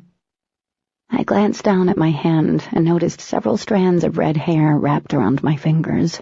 Sweet. Caleb saw the vicious gleam in my eye and seemed to realize staying near this room wasn't going to end well. Grabbing my arm, he all but dragged me down the hallway. She's just a stupid girl. You know she was just talking crap, right? Who knows, I grumbled. She's right, you know. I have no idea why Mom left. She could have spoken to Grandma Piperi. I don't know. I seriously doubt the Oracle said you would kill your mom. Unconvinced, I punched the front door open. Caleb followed close behind. Just forget about it, okay? You've got to focus on training, not Leah and what the Oracle may have said. Easier said than done. Okay, then you could ask the Oracle what she told your mom. I stared at him. What? You could ask the Oracle if it bothers you that much. There is no way that woman is still alive. I winced at the blinding sun. It was 3 years ago when Mom could have talked to her. Now Caleb gave me the same look. What? She can't be. She would have to be like 150 years old by now. Pures had a lot of power, and an Oracle would have even more, but none of them were immortal. Alex, she's the Oracle. She'll be alive until the next one comes into power. I rolled my eyes at Caleb. She's just a nutty old woman, communes with the gods. The only things she communes with are the trees in her bridge club.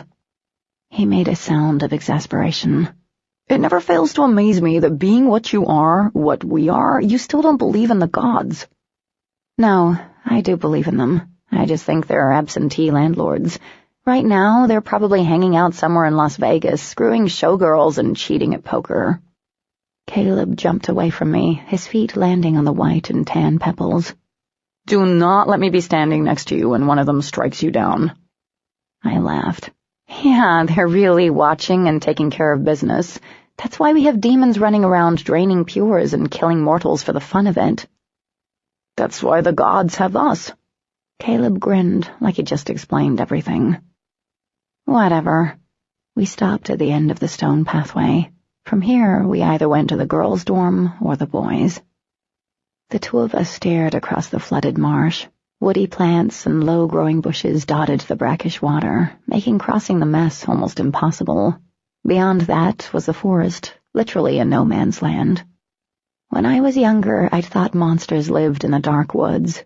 When I'd gotten older, I'd learned that following the marshes led to the main island, giving me a perfect escape route when I'd wanted to sneak around. "Does the old hag still live in there?" I asked finally. "What if I could talk to Piperi?" Caleb nodded. "I guess so, but who knows? She comes down to the campus every once in a while." "Oh," I squinted in the harsh light. "You know what I was thinking?" He glanced at me. "What?" "Mom never told me why we needed to leave, Caleb. Never once during those 3 years. I think I'd be more okay if I knew why Mom left in the first place. I know it doesn't change anything that happened, but at least I'd know what the hell was so important we had to leave here." "Only the Oracle knows, and who knows when she'll be back here. And you can't go to her. She lives way back there. Even I don't venture that far into the marshes, so don't even think about it. My lips curved at the corners. All these years, and you still know me so well. He snickered. Maybe we can throw her a party and lure her out. I think she was down here for the spring equinox. Really? Maybe if I talked to the oracle, she'd give me some answers, or tell my future. Caleb shrugged. Can't remember, but speaking of partying, there's going to be one this weekend over on the main island. Zarak's throwing it. You game? I stifled a yawn. Zarak? Wow, I haven't seen him in forever, but I doubt partying is something I'm going to be partaking in anytime soon. I'm permanently grounded. What? Caleb's mouth dropped open. You can sneak out. You are like the queen of sneaking out. Yeah, but that was before my uncle became the dean, and I wasn't one step away from being expelled. Caleb snorted. Alex, you almost got expelled like 3 times. Since when has that stopped you? Anyway, I'm sure we can come up with something. Besides, it'll be like a welcome-back party for you. It was a bad idea, but I felt the usual excitement stirring in my belly. Well, I won't be training at night. No, agreed Caleb. A grin tugged at my lips. And sneaking out never killed anyone. Or got them expelled. We grinned at each other, and just like that, things were the way they'd been before everything had gone to hell. Caleb and I had a little adventure in the supply room in the main school building after dinner. We swiped every possible article of clothing that would fit me, and Caleb promised once again to grab one of the other half-girls and go shopping for me the following day. I could only imagine what he'd come back with. With our arms full, we headed back to my dorm. I was only a little surprised when I spotted Aiden's formidable frame standing by the thick marble columns on the wide porch. Caleb's eyes went wide. I groaned. Busted. My footsteps slowed as we neared him. I couldn't read anything from his stoic expression or by the way he bowed his head toward Caleb in a respectful manner. For once in his entire life, Caleb was struck speechless when Aiden stepped up and took the armful of clothing from him. Need I remind you that males are not allowed in the girls' dormitory, Niccolo? Caleb shook his head mutely. He raised his brows as he turned to me. We need to talk. I looked at Caleb helplessly, but he backed off with an apologetic half-smile.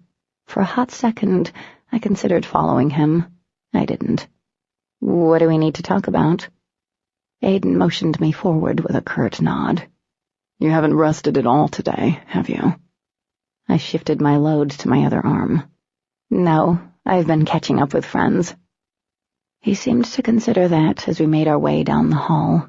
Thank the gods I'd been given a room on the bottom floor. I hated stairs, and even though the Covenant had more money than I could comprehend, there wasn't a single elevator in the entire campus.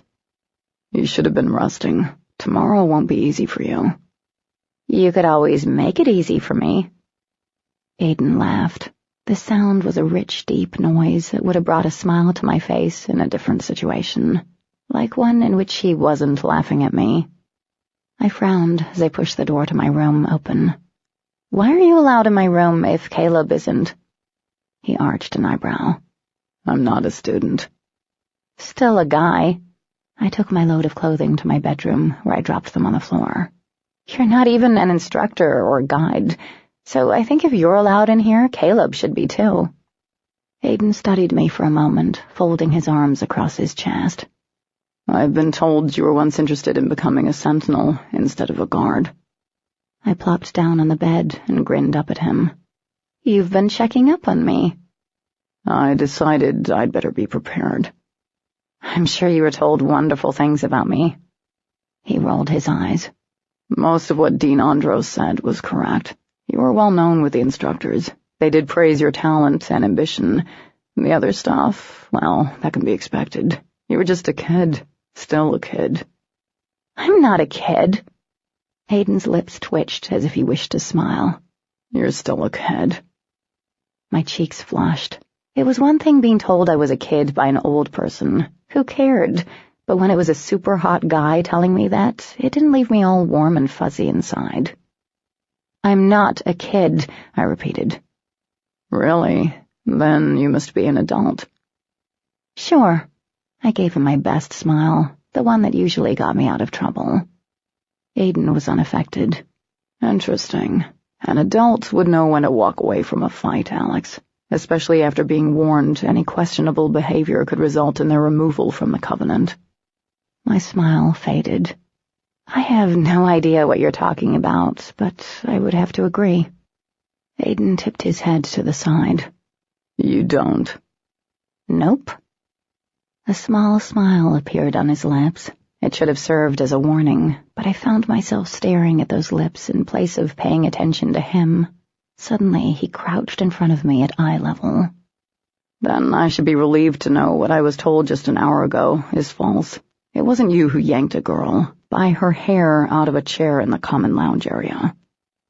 I opened my mouth to deny it, but my protests died. Damn it, there was always someone willing to rat people out. Do you understand the precarious position you're in? His firm gaze held mine. How foolish it is to allow simple words to lead you to violence? Pulling Leah out of the chair had been foolish, but she'd pissed me off. She was talking about my mother. Does it matter? Think about it. It's just words, and words mean nothing. Only action does. Are you going to fight every single person who says something about you or your mother? If so, you should go ahead and pack your bags now.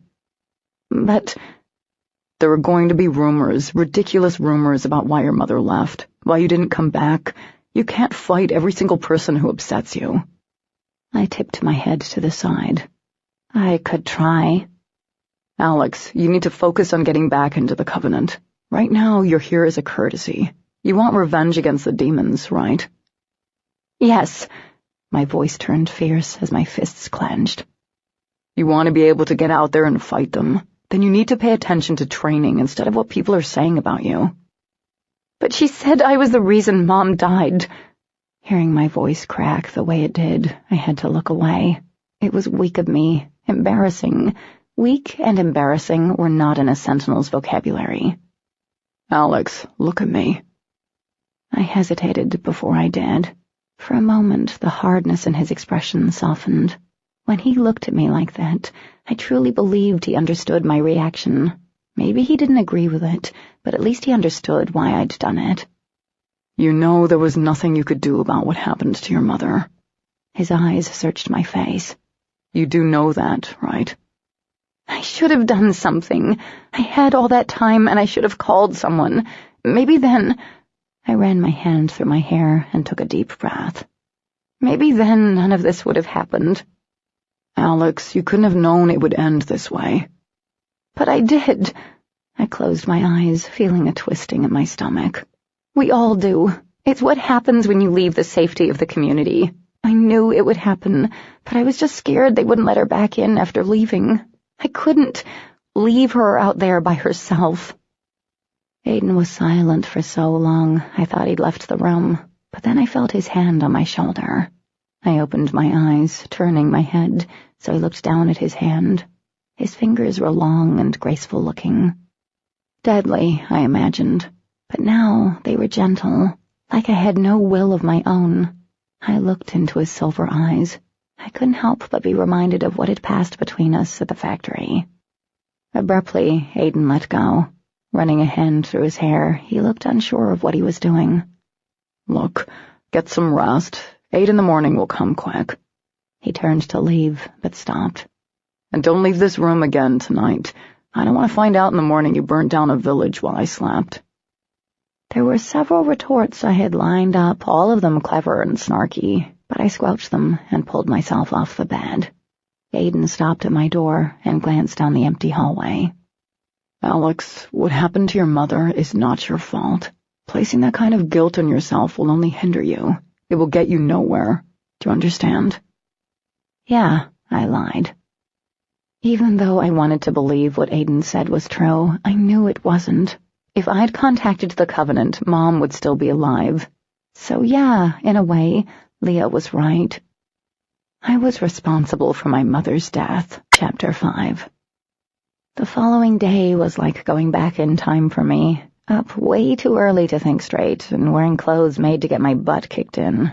This time around, though, there were a few things different. Looking at Aiden, for example, it was clear he wasn't going to be like the instructors I'd had before.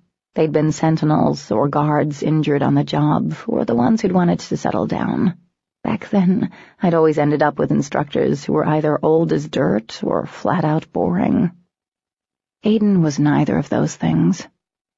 He wore the same style of workout pants I'd stolen from the supply closet, but where I wore a modest white shirt, he had on a tank. And boy, did he have arms to show off.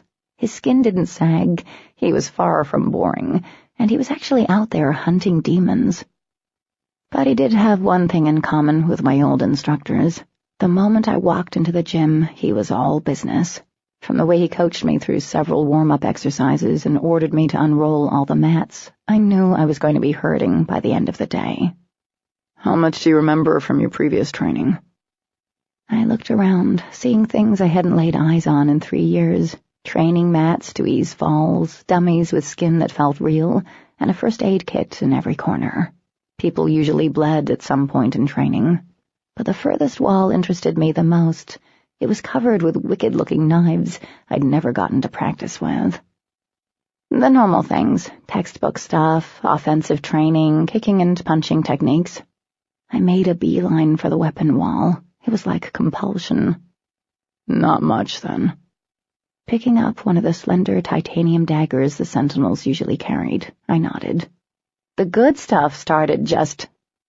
Aiden reached around me, plucking the dagger from my fingers and placing it back on the wall. His fingers lingered over the blade reverently. You haven't earned the right to touch these weapons, especially that one.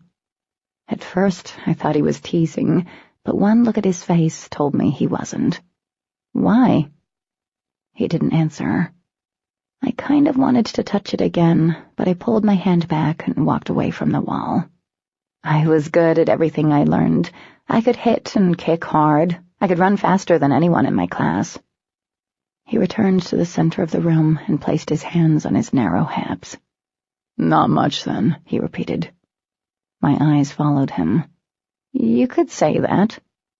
You should get used to this room. We'll be spending 8 hours a day in here. You're joking, right? He didn't look like he was joking. Down the hall is a gym. You should visit it often. My mouth dropped open. Aiden gave me a bland look. You're far too skinny. You need to put some weight on and some muscle. He reached out and tapped my scrawny arm. Speed and strength you have naturally, but right now a 10-year-old could take you on. I closed my mouth. He had a point. This morning I'd had to tie the knot twice in my drawstrings to get them to stay up. Well, it wasn't like I had 3 square meals a day. Speaking of which, I'm kind of hungry. Don't I get breakfast? The hard look in his eyes softened a little, and for a moment he looked like he had when he'd been in my room the night before. I brought you a protein shake. Ew, I groaned, but when he picked up the plastic container and handed it to me, I took it. Drink up. We're going to cover some ground rules first. Aiden stepped back. Go ahead and sit. I want you to listen. And there went the softer and kinder look. Rolling my eyes, I sat down and gingerly placed the bottle to my lips. It smelled like stale chocolate and tasted like a watered-down milkshake. Gross. He stood in front of me with those impossibly ripped arms across his chest. First off, no drinking or smoking. Gee, that means I've got to kick the crack habit. He stared down at me, clearly unimpressed. You will not be able to leave the Covenant without permission, or don't look at me that way. Jeez, how old are you? I totally knew how old he was, but I wanted to pick. Aiden cracked his neck. I turned 21 in October. Huh. I shook the bottle. So have you always been so mature? His brows furrowed. Mature? Yeah, you sound like a dad. I deepened my voice and tried to look stern. Don't look at me that way, or else. Aiden blinked slowly. I don't sound like that, and I didn't say or else. But if you had, what would the or else be? I hid my grin with the bottle. He glanced to the side, frowning. Can you just not talk through this? Whatever. I took a drink. So why can't I leave the island? It's for your safety and my peace of mind. Aiden returned to his original stance, arms over chest, legs spread wide. You will not leave this island without being accompanied by someone.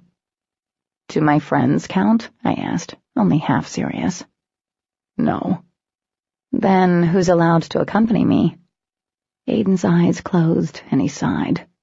Either me or one of the other instructors. I swished the liquid around in the bottle. I know the rules, Aiden. You don't have to go over them again.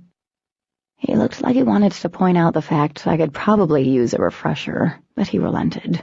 After I was done, he took the shake and walked it back over to where several punching bags were propped against the wall. I stood and stretched. So, what am I learning today? I think we should start with anything that doesn't involve you kicking my ass. His lips twitched, as if he was fighting a grin. The basics. The basics? I pouted. You've got to be kidding me. I know the basics. You know enough to not get yourself killed right away. He frowned as I jumped from side to side. What are you doing? I stopped, shrugging. I'm bored. Aiden rolled his eyes. Then let's get started. You won't be bored for very long. Yes, master. He scowled. Don't call me that. I'm not your master. Only the gods can be called our masters. Yes. I paused as his eyes glinted and his jaw tightened. Sir. Aiden stared at me a moment and then nodded. Okay, I want to see how you take a fall. I almost got one good hit on you in the factory. I felt the need to point that out. Turning to me, he motioned toward one of the mats. Almost doesn't count, Alex. It never counts. I dragged myself over and stopped in front of him as he circled me. Demons not only use their strength when they attack, but also elemental magic. Yeah. Demons could be ridiculously strong depending on how many pures or halves they've drained. Being hit by one of them using the air element was tantamount to getting hit by a freight train. The only time demons weren't dangerous was when they were draining ether. The key is to never let them get you on the ground, but it will happen, even to the best of us. When it does happen, you need to be able to get back up. His gray eyes focused on me. This was boring. Aiden, I do remember my training. I know how to take a fall. Do you? Taking a fall is the easiest. My back slammed into the mat. Pain shot through me. I lay there stunned. Aiden loomed over me. That was just a love tap, and you didn't land correctly at all. Ow! I wasn't sure I could move. You should have landed on your upper back. It's less painful and easier to maneuver out of. He offered his hand. I thought you knew how to take a fall. Gods, I snapped. You couldn't have told me first. I ignored his hand and found I could move. I stood, glaring at him. A lopsided smile formed on his lips. Even without a warning, you have a second before you fall. You have more than enough time to position your body correctly. Roll the hips and keep your chin down. I scowled, rubbing my back. Yeah, I remember. Then show me. He stopped, eyeing me like I was some kind of weird specimen. Put your arms up, here, like this. He positioned my arms so they blocked my chest. Keep them strong, no spaghetti arms. Okay. He grimaced at my spindly arms. Well, keep them as strong as you can. Hardy har har. He grinned again. All right. Then he hit my arms with the broadside of his. In truth, he didn't hit me hard, but I still fell. And it was the wrong way. I rolled over, wincing. Alex, you know what to do. I rolled over and groaned. Well, apparently it's something I've forgotten. Get up. He offered his hand, but I still didn't take it. I stood. Put your arms up. I did, and braced myself for the inevitable smack. Down I went, over and over again. I spent the next couple of hours on my back, and not in the good way. It got to the point Aiden went through the mechanics of landing as if I were 10. But finally, out of the useless crap floating around my brain, I pulled out the technique I'd been taught ages ago, and I nailed it. About time, Aiden muttered. We broke for lunch, which consisted of me eating alone while Aiden went off to do whatever. About 15 minutes in, a pureblood in a white lab coat appeared in front of me. I swallowed the mouthful of food. "Hi?" "Please follow me," she said. I glanced down at my half-eaten sub and sighed. I dumped my plate and followed the Pure to the med building behind the training facilities. "Am I getting a physical or something?" She didn't answer. Any attempt of conversation was ignored, and I gave up by the time I hopped up on the table. I watched her go to the cabinet and root around for a few seconds. She turned around, flicking the end of the syringe. My eyes widened. What is that?" "Please lift up the sleeve of your shirt." Wary, I did as instructed. "But what are you giving me? Damn it!" My skin burned from where she jabbed me in the upper arm. "That hurt like hell." Her lips curved in a faint smile, but her words dripped disgust. "You will be reminded in 6 months to receive another dose. For the next 48 hours, please try to refrain from unprotected sexual activities." Try to refrain? As if I had uncontrollable animalistic urges and jumped every half in sight. "I'm not a sex-crazed skank, lady." The Pure turned her back, clearly dismissing me. I jumped off the table, tugging my sleeve down. I couldn't believe I'd forgotten about the Covenant's mandatory birth control for female half-bloods. After all, the offspring of 2 halves were like mortals and useless to the Pures. That had never really bothered me, since I doubted I'd ever develop a parental urge. But the Pure could have at least given me heads up before she'd stuck me. When I returned to the training room, Aiden eyed me, rubbing my arm, but I didn't explain. From there, he moved on to another favorite of mine, getting knocked down and jumping to my feet. I sucked at that, too. By the end of practice, every muscle in my back ached, and my thighs felt like someone had sucker-punched them. I was a little slow in rolling the mats, so much so that Aiden eventually took over. "It'll get easier." He looked up as I limped over to where he was piling the mats. "Your body will get used to it again." "I hope so." "You should hold off on the gym for a few days." I could have hugged him. "But you should definitely do the warm-up stretches at night. It will help loosen up your muscles. You won't be so sore then." I followed him to the door. It sounded like good advice. Outside the training room, I waited while Aiden shut the double doors. "Tomorrow we'll work on the jump some more. Then we'll move on to blocking techniques." I started to point out I'd learned several blocking techniques, but I remembered how quickly the demon had tagged me in Georgia. My hand went to my shoulder and over the slightly irregular scar. "You okay?" Dropping my hand, I nodded. "Yeah."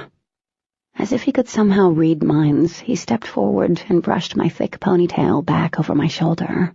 The slight touch elicited a shiver. "It's not bad. It'll be gone soon enough." "It's going to scar. It has already scarred." "Some would say such scars are badges of honor." "Really?" Aiden shook his head. "Yes, it shows how strong and how brave you were. It's nothing to be ashamed of." "Sure." I forced a quick, bright smile. I could tell by the look on his face he didn't believe me, but he didn't push it. I limped off, heading back to my room. Caleb waited outside my door with a handful of shopping bags and a nervous look on his face. "Caleb, you didn't have to do all that, and you're going to get busted over here." "Then let me in your room before I get caught, and don't worry about the shopping. I got some hot chicks to try clothes on for me. Trust me, mutually beneficial day for me." I snorted as I limped over to the couch and eased myself down. "Thanks, I owe you." Caleb launched into all the things I'd missed during my absence. That was how I was referring to it now, while I pulled out various jeans, dresses, and shorts I doubted met the Covenant dress code. I shook my head. Where in the hell was I supposed to wear some of this stuff? On a street corner? Apparently not much had changed. Everyone still snuck off and hooked up with everyone. Leah had successfully pitted 2 or 3 boys against one another in hopes of getting between her legs. Jackson looked like the winner, if yesterday had been any indication. 2 halves a year older than us, Rosalie and Nathaniel, had graduated and were now Sentinels, and I was beside myself with envy. After today's practice, I doubted Aiden still thought I had any raw potential. Luke, a half I used to hang out with, had come out of the closet last year. Not that being gay or bisexual was even remotely a big deal around here. Being the children of a bunch of horny gods who sure didn't discriminate when choosing their sexual partners left little to be shocked about when it came to sex-related activities. It appeared I was the only virgin around here. I sighed. Was your training that bad? I think I broke my back today, I deadpanned. He looked like he wanted to laugh. You didn't break your back. You're just out of practice. In a couple of days, you'll be kicking Aiden's butt. Doubtful. So what did he want yesterday? Man, I'll be honest. I'm waiting for him to pop in here and beat the crap out of me for being in your room. Then you shouldn't be in here if you're scared. Caleb ignored that. What did Aiden want yesterday? I think Leah ratted my ass out. Aiden knew about the thing in the rec room. He really didn't bitch me out, but I could have done without the lecture.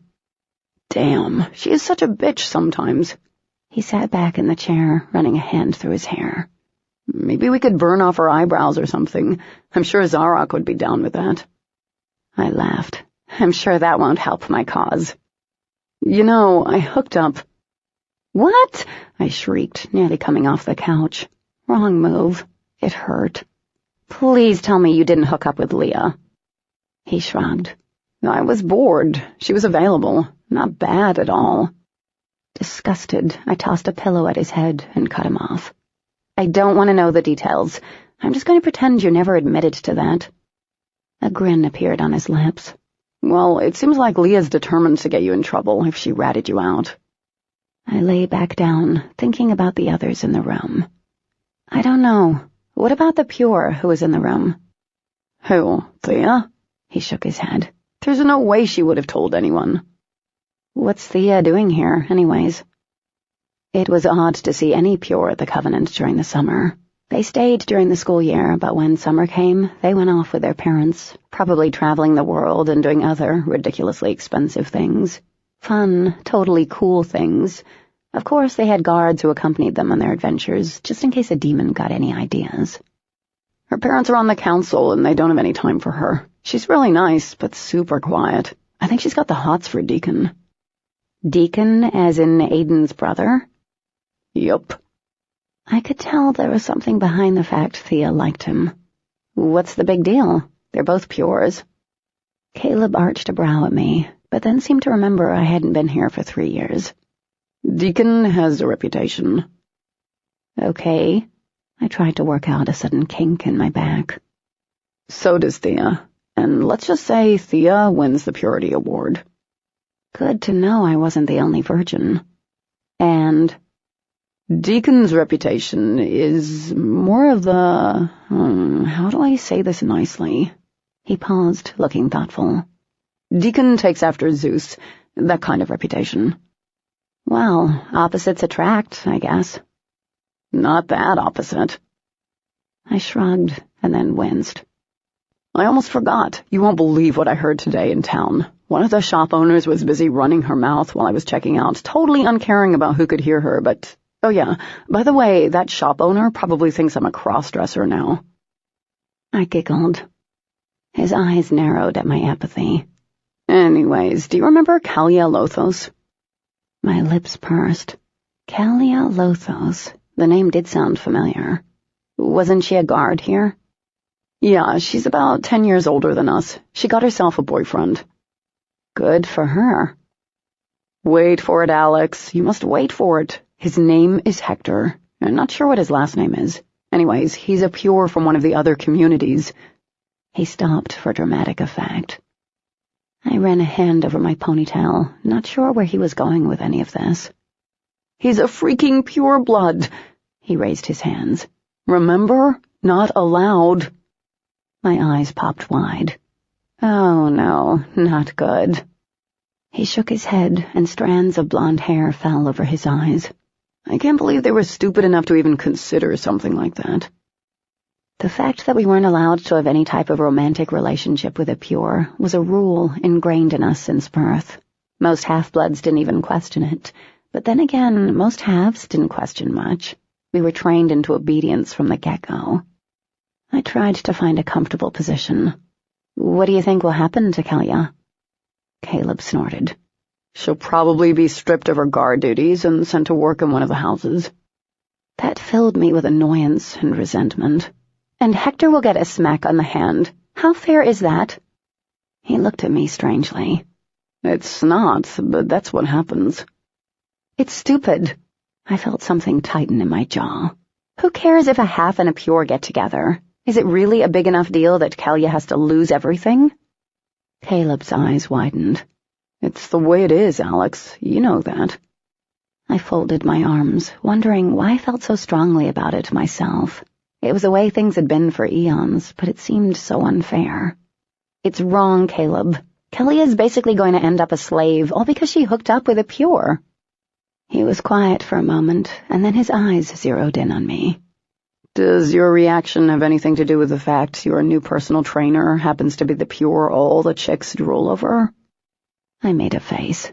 Absolutely not. Are you insane? He's going to end up killing me. I paused, sinking down in the cushion. I think he plans on it. Whatever.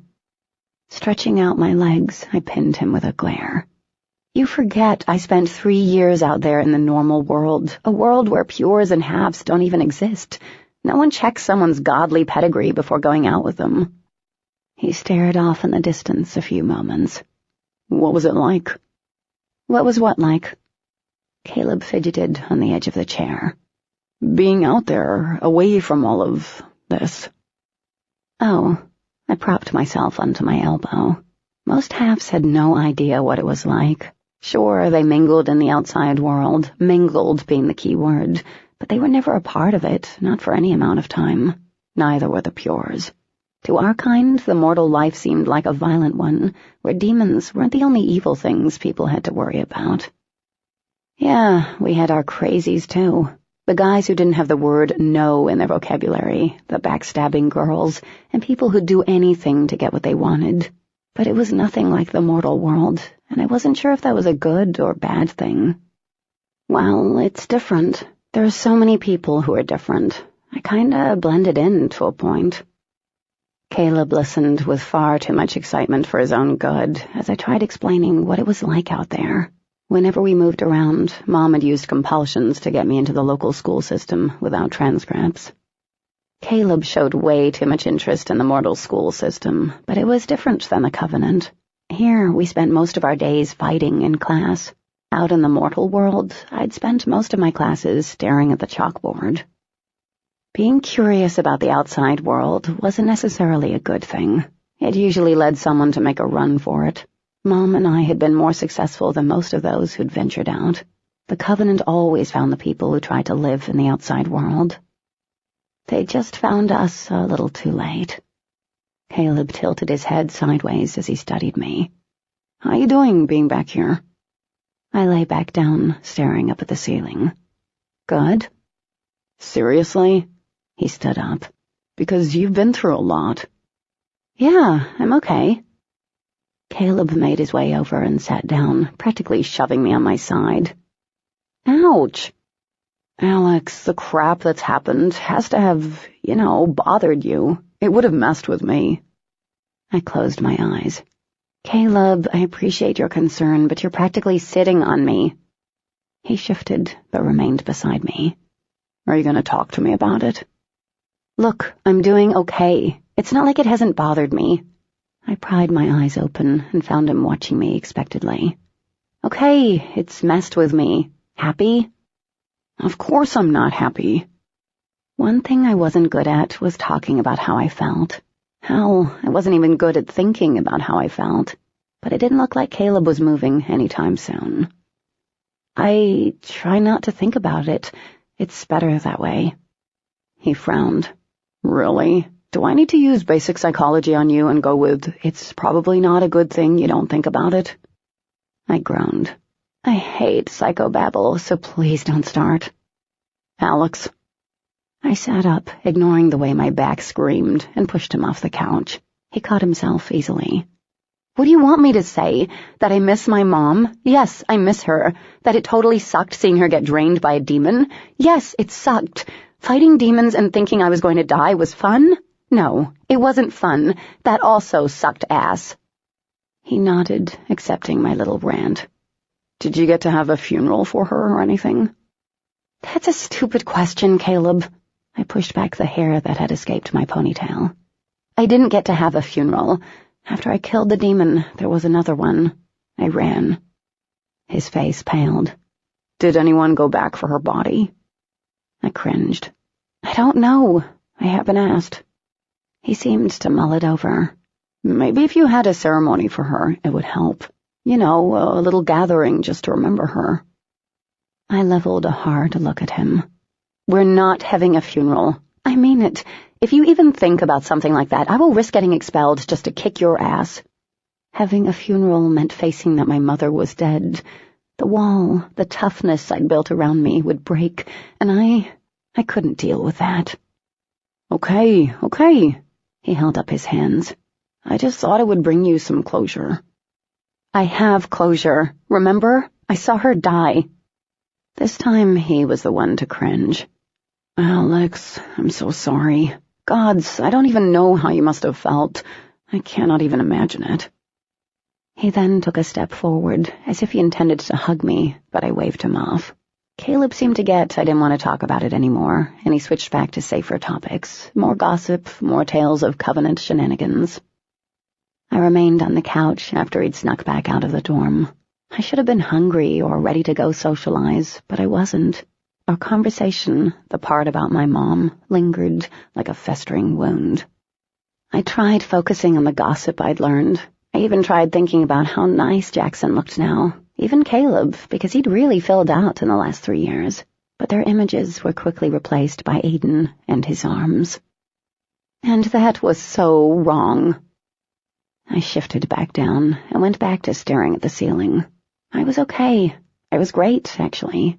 Being back at the Covenant was far better than being out there in the normal world, or cleaning toilets in some purist house. I rubbed under my eyes, frowning. I was okay. I had to be okay. Chapter 6. I wanted to curl up in a hole and die. There you go. Aiden nodded as I deflected one of his blows. Use your forearm. Move with purpose. Move with purpose? How about moving to a spot where I could lie down? That was a purpose I could get behind. Aiden launched himself at me, and I blocked his jab. Hell yeah, I was good at that. Next, he swung around, and for someone so freaking tall, he sure could move that body like a ninja. The heel of his foot slipped past my arms and slammed into my side. The impact barely registered on my pain scale. By now, I'd gotten used to the sharp spike of pain and the throbbing that followed. I inhaled slowly and tried to breathe through the agony. Half-bloods don't show pain in the face of the enemy. At least I remembered that. Aiden straightened, concern flickering over his face. You okay? I clenched my teeth. Yes. He approached me, looking doubtful. That was a pretty hard hit, Alex. It's okay if it hurts. We'll take a few minutes. No. I walked it off while he watched. I'm fine. Let's try this again. And we did.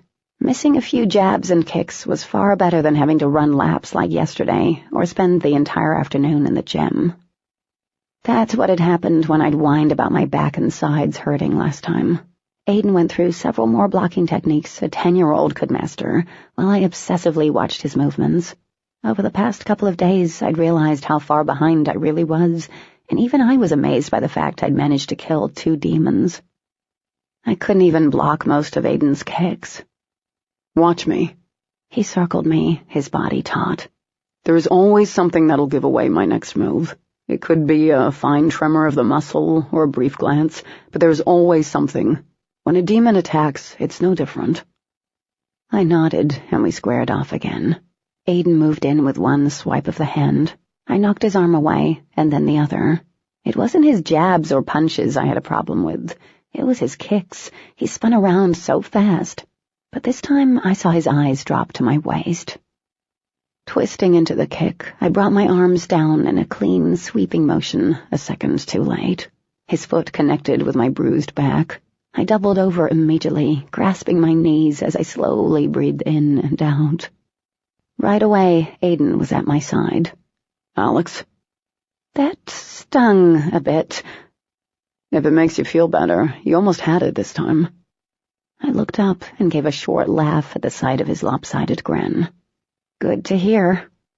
He started to say something, but his grin faded as his voice gave a low warning. Alex, stand up. My back protested such a sudden move, but the moment I saw Marcus at the door, I understood why. I didn't need to look like I'd just gotten the crap knocked out of me in front of him. Marcus leaned against the door, arms folded. I wondered how training was going. I see it's moving along, expectedly. Ouch. I took a deep breath. Would you like to give it a try? Marcus's brows rose, and he smiled, but Aiden placed a warning hand on my arm. Don't. I shook his hand off. I was pretty sure I could take my uncle. With his perfectly groomed hair and pressed khakis, he looked like a poster child for Yacht Club of the Month. I'm game if you are, I offered again with a bright smile. Alex, I'm telling you not to do this. He used to be... Marcus pushed away from the wall. It's all right, Aiden. I wouldn't accept such a ridiculous offer normally, but I find myself feeling charitable. I snickered. Charitable? Marcus, this isn't necessary. Aiden moved in front of me. She's only beginning to learn blocks correctly. I scowled at Aiden. Jeez, way to have my back there, buddy. My ego roared back to life, and I pushed around Aiden. I think I got him. Marcus tipped his head back and laughed, but Aiden looked less than amused by the whole situation. Alex, I'm telling you not to do this. Be quiet and listen to me. I looked at Aiden innocently. Do what? No, she has this, Aiden. Let's see what she's learned. Since she is challenging me, I assume she is ready. I planted my hands on my hips. I don't know. I'd feel bad for beating up an old guy. Marcus's bright emerald gaze settled on me. Attack me. What? He looked perplexed, but then he snapped his fingers. That's right. You haven't learned any real attack moves. Then I shall attack you. You do know defensive blocking techniques. Marcus knew about defensive blocking techniques. I shifted my weight and glanced at Aiden. He did not look pleased by any of this. Yeah? Then you should be adeptly trained to defend yourself. Marcus paused, and the smile slipped away. Just picture me as the enemy, Alexandria. Oh, that won't be too hard, Dean Andros. I raised my hands and motioned him forward. I was a total badass. Marcus gave no warning other than the fine tremor in his arm right before he moved. I raised my arm, just as Aiden instructed, and blocked the jab. I couldn't fight the wild grin as I deflected another bone-jarring punch. My gaze narrowed on my uncle as he straightened and prepared for another attack. Back off. Aiden's voice came from the sidelines, low and harsh. You're too close. I pushed forward, blocking another one of Marcus's hits. Cockiness took over. You've got to be faster. Instead of Marcus following through on what I expected would be a pretty damn good roundhouse kick, he grabbed my arm and twisted. As he spun me around, he brought his other arm around my neck, placing me in a brutal chokehold. My heart slammed against my ribs. Any movement I made only succeeded in twisting my arm to an even more unnatural angle. Within seconds, he'd rendered me helpless. In any other situation, like one where it wasn't my uncle holding me in a chokehold, I would have given him props for such quick maneuvering. He bent his head, speaking directly into my ear. Now just imagine if I was a demon, said Marcus. What do you think would happen next? I refused to answer, clenching my teeth. Alexandria, I asked you a question. What would happen if I was a demon? His grip tightened. My gaze met Aiden's. He watched the whole thing with helpless anger etched into his face. I could tell there was a part of him that wanted to step in, but he knew he couldn't. Do we need to try this again? Asked Marcus. No, I'd be dead. Yes, you'd be dead. Marcus let go, and I stumbled forward. He brushed past me, addressing Aiden.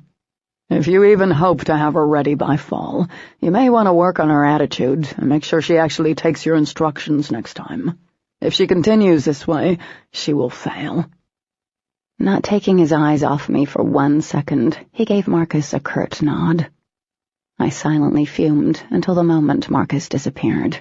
What the hell did I ever do to him? I rubbed my neck absently. He could have broken my arm. If he wanted to break your arm, he would have. I told you to be quiet, Alex. What did you expect from Marcus? Did you think he was just some lazy pureblood who needed protection? His voice stripped sarcasm. Well, he looks like one. How's I supposed to know he was secretly Rambo and Dockers? Aiden stalked up to me, reaching out and catching my chin. You should have known because I told you not to push him. Yet you still did. You didn't listen to me. He used to be a sentinel, Alex. What? Marcus was a sentinel? I didn't know that. I tried to tell you that. Aiden closed his eyes and let go of my chin. Turning away, he ran a hand through his hair. Marcus is right. You won't be ready in the fall if you don't listen to me. He sighed. This is why I could never be an instructor or a guide. I don't have the patience for this crap. This was one of those times I knew I needed to shut up, but I couldn't. Angry as hell, I followed him across the mats. I am listening to you. He whirled around. What part did you listen to, Alex? I explicitly told you not to push him. If you can't listen to me, how can anyone, including Marcus, expect you to listen to your instructors in the fall? He was right, but I was too embarrassed and angry to admit it. He only did that because he doesn't like me. He gave an exasperated sound. It has nothing to do with whether or not he likes you, Alex. It has everything to do with the fact that you don't listen. You've spent too much time out there where you could easily defend yourself against mortals, but you're not in the mortal world anymore. I know that. I'm not stupid. Really? His eyes flashed furious silver. You're behind every single person here. Even the purebloods who will be attending school in the fall will have the basic knowledge of how to defend themselves. You still want to be a sentinel? After what you've shown me today, I doubt that is the case. Do you know what makes a sentinel? Obedience, Alex. I felt my cheeks flush. The sudden rush of hot tears stung my eyes. I blinked and turned away from him. Aiden cursed under his breath. I'm not trying to embarrass you, Alex, but these are the facts. We've only been training for a week, and you've a long road ahead of you. You need to listen to me. Once I was pretty sure I wouldn't start crying, I faced him. Why did you even stick up for me, when Marcus wanted to hand me over to Lucian? Aiden glanced away, frowning. Because you have potential, and we can't afford to have that potential wasted. If I hadn't missed so much time, I know I'd be good. He turned back to me, eyes shifting back to a softer gray. I know, but you did miss a lot of time. Now we have to get you back to where you need to be. Battling your uncle is not going to help you. My shoulders slumped, and I looked away. He hates me. He really does. Alex, he doesn't hate you. Oh no, I think he does. This was the first time I've seen him since the first morning here, and he was more than eager to prove that I'm a jackass. It's obvious he doesn't want me to be trained. That's not the case. I looked at him. Really? Then what is the case? Aiden opened his mouth, but closed it. Yeah, exactly. He was quiet for a few moments. Were you two ever close? I gave a short laugh. Before? No. I only saw him when he visited Mom. He never paid any attention to me. I always figured he was one of the pures who weren't too fond of my kind. There were a lot of pures out there who looked down on halves, seeing us more like second-class citizens than anything else. They knew they needed us, but it didn't change how they viewed us as something other than pure. Marcus has never felt that way about halves. I shrugged, suddenly tired of talking. I guess it's just me, then. I glanced up and forced a weak smile. So, will you show me what I did wrong? Which part? His mouth tightened. All of it? He finally smiled, but the usual banter we shot back and forth at each other during our training sessions disappeared. His direct and formal instructions made his disappointment in me clear. But what could I do? I hadn't known Marcus was Chuck Norris. I'd lost my temper. So what? So why did I feel icky? After practice, I still couldn't shake the feeling of being an utter failure. not even when Caleb showed up at my door hours later. Frowning, I stepped aside and let him in. "You're really good at sneaking into this dorm, Caleb." He smirked, but it faded as he took in my sweat-stained clothing. "It's Zarek's party. Tonight, remember?" "Damn it, no." I kicked the door shut. "Well, you'd better get ready. Like, now. We're already late." I debated telling him I wasn't feeling up to it, but the idea of sulking around my room didn't seem entertaining. I figured I deserved a night of fun after the day I'd had, and it wasn't like Aiden or Marcus would know if I decided to go to Zarek's. "I need to take a quick shower first. Make yourself comfortable." "Sure." He plopped down on the couch and picked up the remote control. "There's going to be a lot of the Pures there, ones who haven't seen you since you've come back. Of course, they know you're back. Everyone is talking about it." Rolling my eyes, I pushed on the bathroom door and stripped off my clothes. I wasn't worried about Caleb popping in on me. It'd be like walking in on his sister, naked. I doubted he wanted to see my goods. As I twisted in front of the mirror, I caught sight of a smorgasbord of bluish splotches covering my back and my sides. Yuck. I turned away. Caleb continued from the living room. "Leah and Jackson got into a huge fight today, right on the beach for everyone to see. It was fun to watch." I wasn't so sure about that. After a quick shower, I dried my hair so it fell in somewhat manageable waves. Now, what to wear? "Are you almost done in there? Gods, I'm bored." "Almost." I pulled out a pair of jeans and a shirt, even though I wanted to wear the slutty little black dress Caleb had picked out, but the low back would show all the bruises. Caleb stood up as I walked into the living room. "You look hot." I scrunched up my face. "You think this is hot?" He laughed as he turned toward the door. "No." By the time we met some other halves at the edge of campus, Caleb's running monologue about who was going to be at the party had driven out the worst of my foul mood. Caleb kept sneaking looks at one of the girls who joined us as we trekked across the bridge to the main island. It was easy to forget about practice and all I'd missed in the last couple of years. It wasn't hard for us to make it past the guards. None of them recognized me, or if they did, they didn't care enough to send me back to my room. They were used to kids making their way back and forth between the two islands, especially during the summer. "Wow." One of the girls let out a low exhale as we skirted along the sand dunes. "The party's definitely in high gear." She was right. As soon as we rounded the bend, Pures and halves spilled out from the large beach house. It had been ages since I'd been to Zarek's house. Like Thea, his parents held seats on the council, had a lot of money, and had little time for their pure-blood offspring. With its incredible views of the ocean, pale blue siding, and whitewashed decks, Zarek's parents' beach house was identical to the house Mom had lived in. I assumed her house still stood on the opposite side of the island. A mixture of grief and happiness flowed through me. I saw myself as a little girl, playing on the porch, running through the sand dunes, laughing, and I saw Mom smiling down at me. She always had been smiling. "Hey." Caleb came up behind me. "You doing okay?" "Yeah." He slipped his arms around my shoulders and gave them a squeeze. "Come on, you're going to be like some kind of rock star here. Everyone's going to be happy to see you." Walking up to the beach house, I did kind of feel like a rock star. Everywhere I looked, someone called my name or rushed over to give me a hug and a warm welcome back. For a while, I lost myself in the sea of familiar faces. Someone shoved a plastic cup in my hand.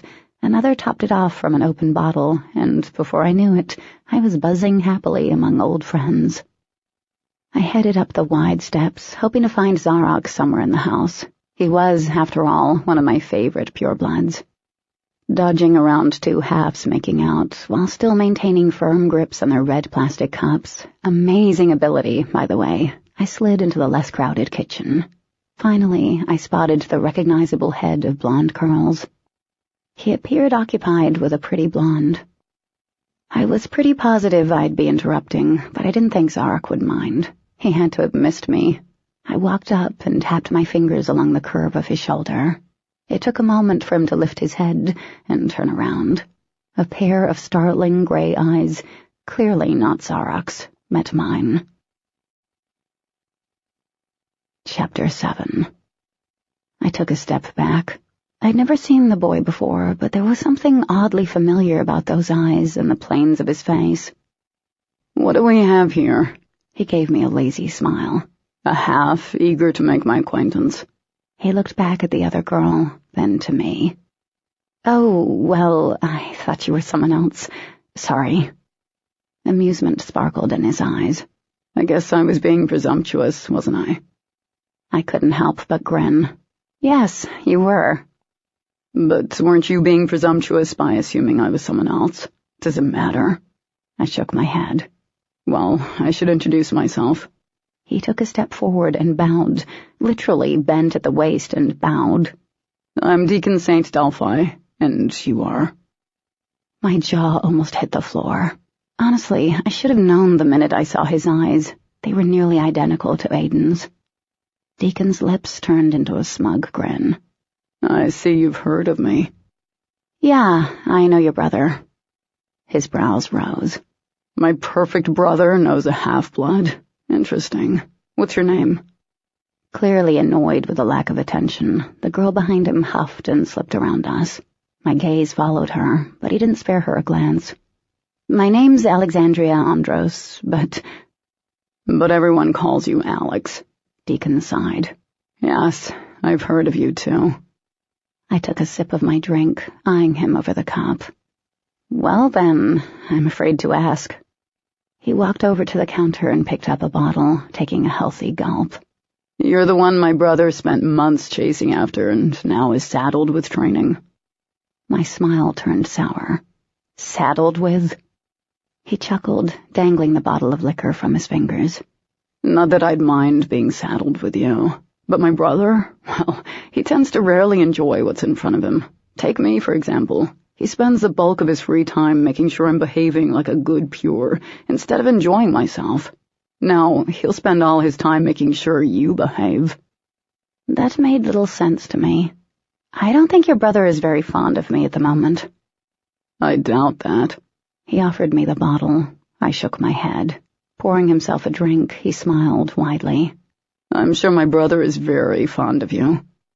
"Why would you—" Setting the bottle aside, he picked up a glass and placed a finger to the rim. Flames shot around the glass. A second later, he blew the fire out and downed the glass. Another damn fire starter, which was another thing I should have known. Pure's affinities towards certain elements tended to run in families. "Why would I think that?" Deacon leaned down, as if he were about to share a major secret. "Because I know my brother, and I know he wouldn't have volunteered to get any old half-blood up to par. He's not the most patient of people." I frowned. He's pretty damn patient with me. Except maybe for today, but I wasn't sharing that. Deacon gave me a knowing look. "Need I say more?" I guess not. He seemed to find that equally amusing. Wrapping his free arm around my shoulders, he steered me toward the porch and right into the path of Leah and Elena, the girl I'd met in the lounge my first day back. The only reason I remembered her name was because of her uber-short haircut. I sighed. Deacon looked sideways at me. "Friends of yours?" "Not really," I muttered. "Hey, redhead," he murmured. "Looking good." I had to give it to said redhead. Leah looked exquisite in a slinky red dress that clung to every curve of her body. She was hotness. Just too bad she was a complete and total bitch. Her gaze drifted over me, and then Deacon's arm, which still hung over my shoulder. "Oh, gods, please tell me you've spilled a drink on your shirt and you're temporarily walking with her to hide the stain. Because, Deacon, I'd rather floss my teeth with a demon's back hair than parade a growth like that around." Deacon raised his brows at me. "Guess you're right about the not really friends thing." I gave him a bland look. He turned a megawatt smile on Leah. He even had dimples, ones I was sure Aiden would have, if he ever really smiled. "You have such a pretty mouth for such ugly words." Leah simpered. "You've never cared about how I've used my mouth before, Deacon." I gaped at Deacon. "Oh, wow." His lips curved into a half-smile, but he didn't respond. I scooted away from him and tugged Caleb back to the sprawling porch. It wasn't too crowded now. Glancing over my shoulder, I noticed that Leah and Deacon had stepped further back into the room. "Okay, did I miss something while I was gone?" I asked. Caleb's face scrunched up. "What are you talking about?" "Are Leah and Deacon messing around?" He busted out laughing. "No, but they like to talk a lot of smack." I hit him on the arm. "Don't laugh at me. What if people thought they were? Leah could get in some major trouble." "They're not messing around, Alex. Leah's stupid, but not that stupid. Even if they are trying to change the breed order laws, no half around here is willingly going to fool around with a pure." "They're changing the breed order?" "Trying is the key word. Succeeding is a totally different story." Caleb's eyes shot wide at the unexpected voice. I spun around, nearly dropping my cup. Kane Poros sat on the edge of the railing, dressed in Covenant fatigues. "What are you doing here?" "Babysitting," Kane grumbled. "And I don't care what you're drinking, so stop looking for a place to dump your cup." Once I got over my shock at his blasé attitude toward underage drinking, I smiled brightly. "So they're trying to change the breed order?" "Yep, but it's meeting a lot of resistance." He stopped, his gaze narrowing on a half who was getting too close to the bonfire someone had decided to start. "Hey, yes, you! Get the hell back now!" Caleb reached around me, inconspicuously sitting his cup down. "I hate that they even call it the breed order. It sounds so ridiculous." "I have to agree," Kane nodded. "But that's what they've always called it." We'd gathered a little audience at this point. "Will someone please fill me in on what the hell they're trying to change?" "It's a petition to remove the order against the two breeds mixing." A boy with brown hair cropped close to the head smirked. "A petition to allow halves and pures to mix?" My eyes went wide. "What brought this on?" The pure boy snorted. "Don't look too hopeful there. It's not going to happen. Allowing halves and pures to mix isn't the only thing they're aiming for. The council isn't going to go against the gods, and they sure as hell aren't going to allow halves on the council. It's nothing to get excited about."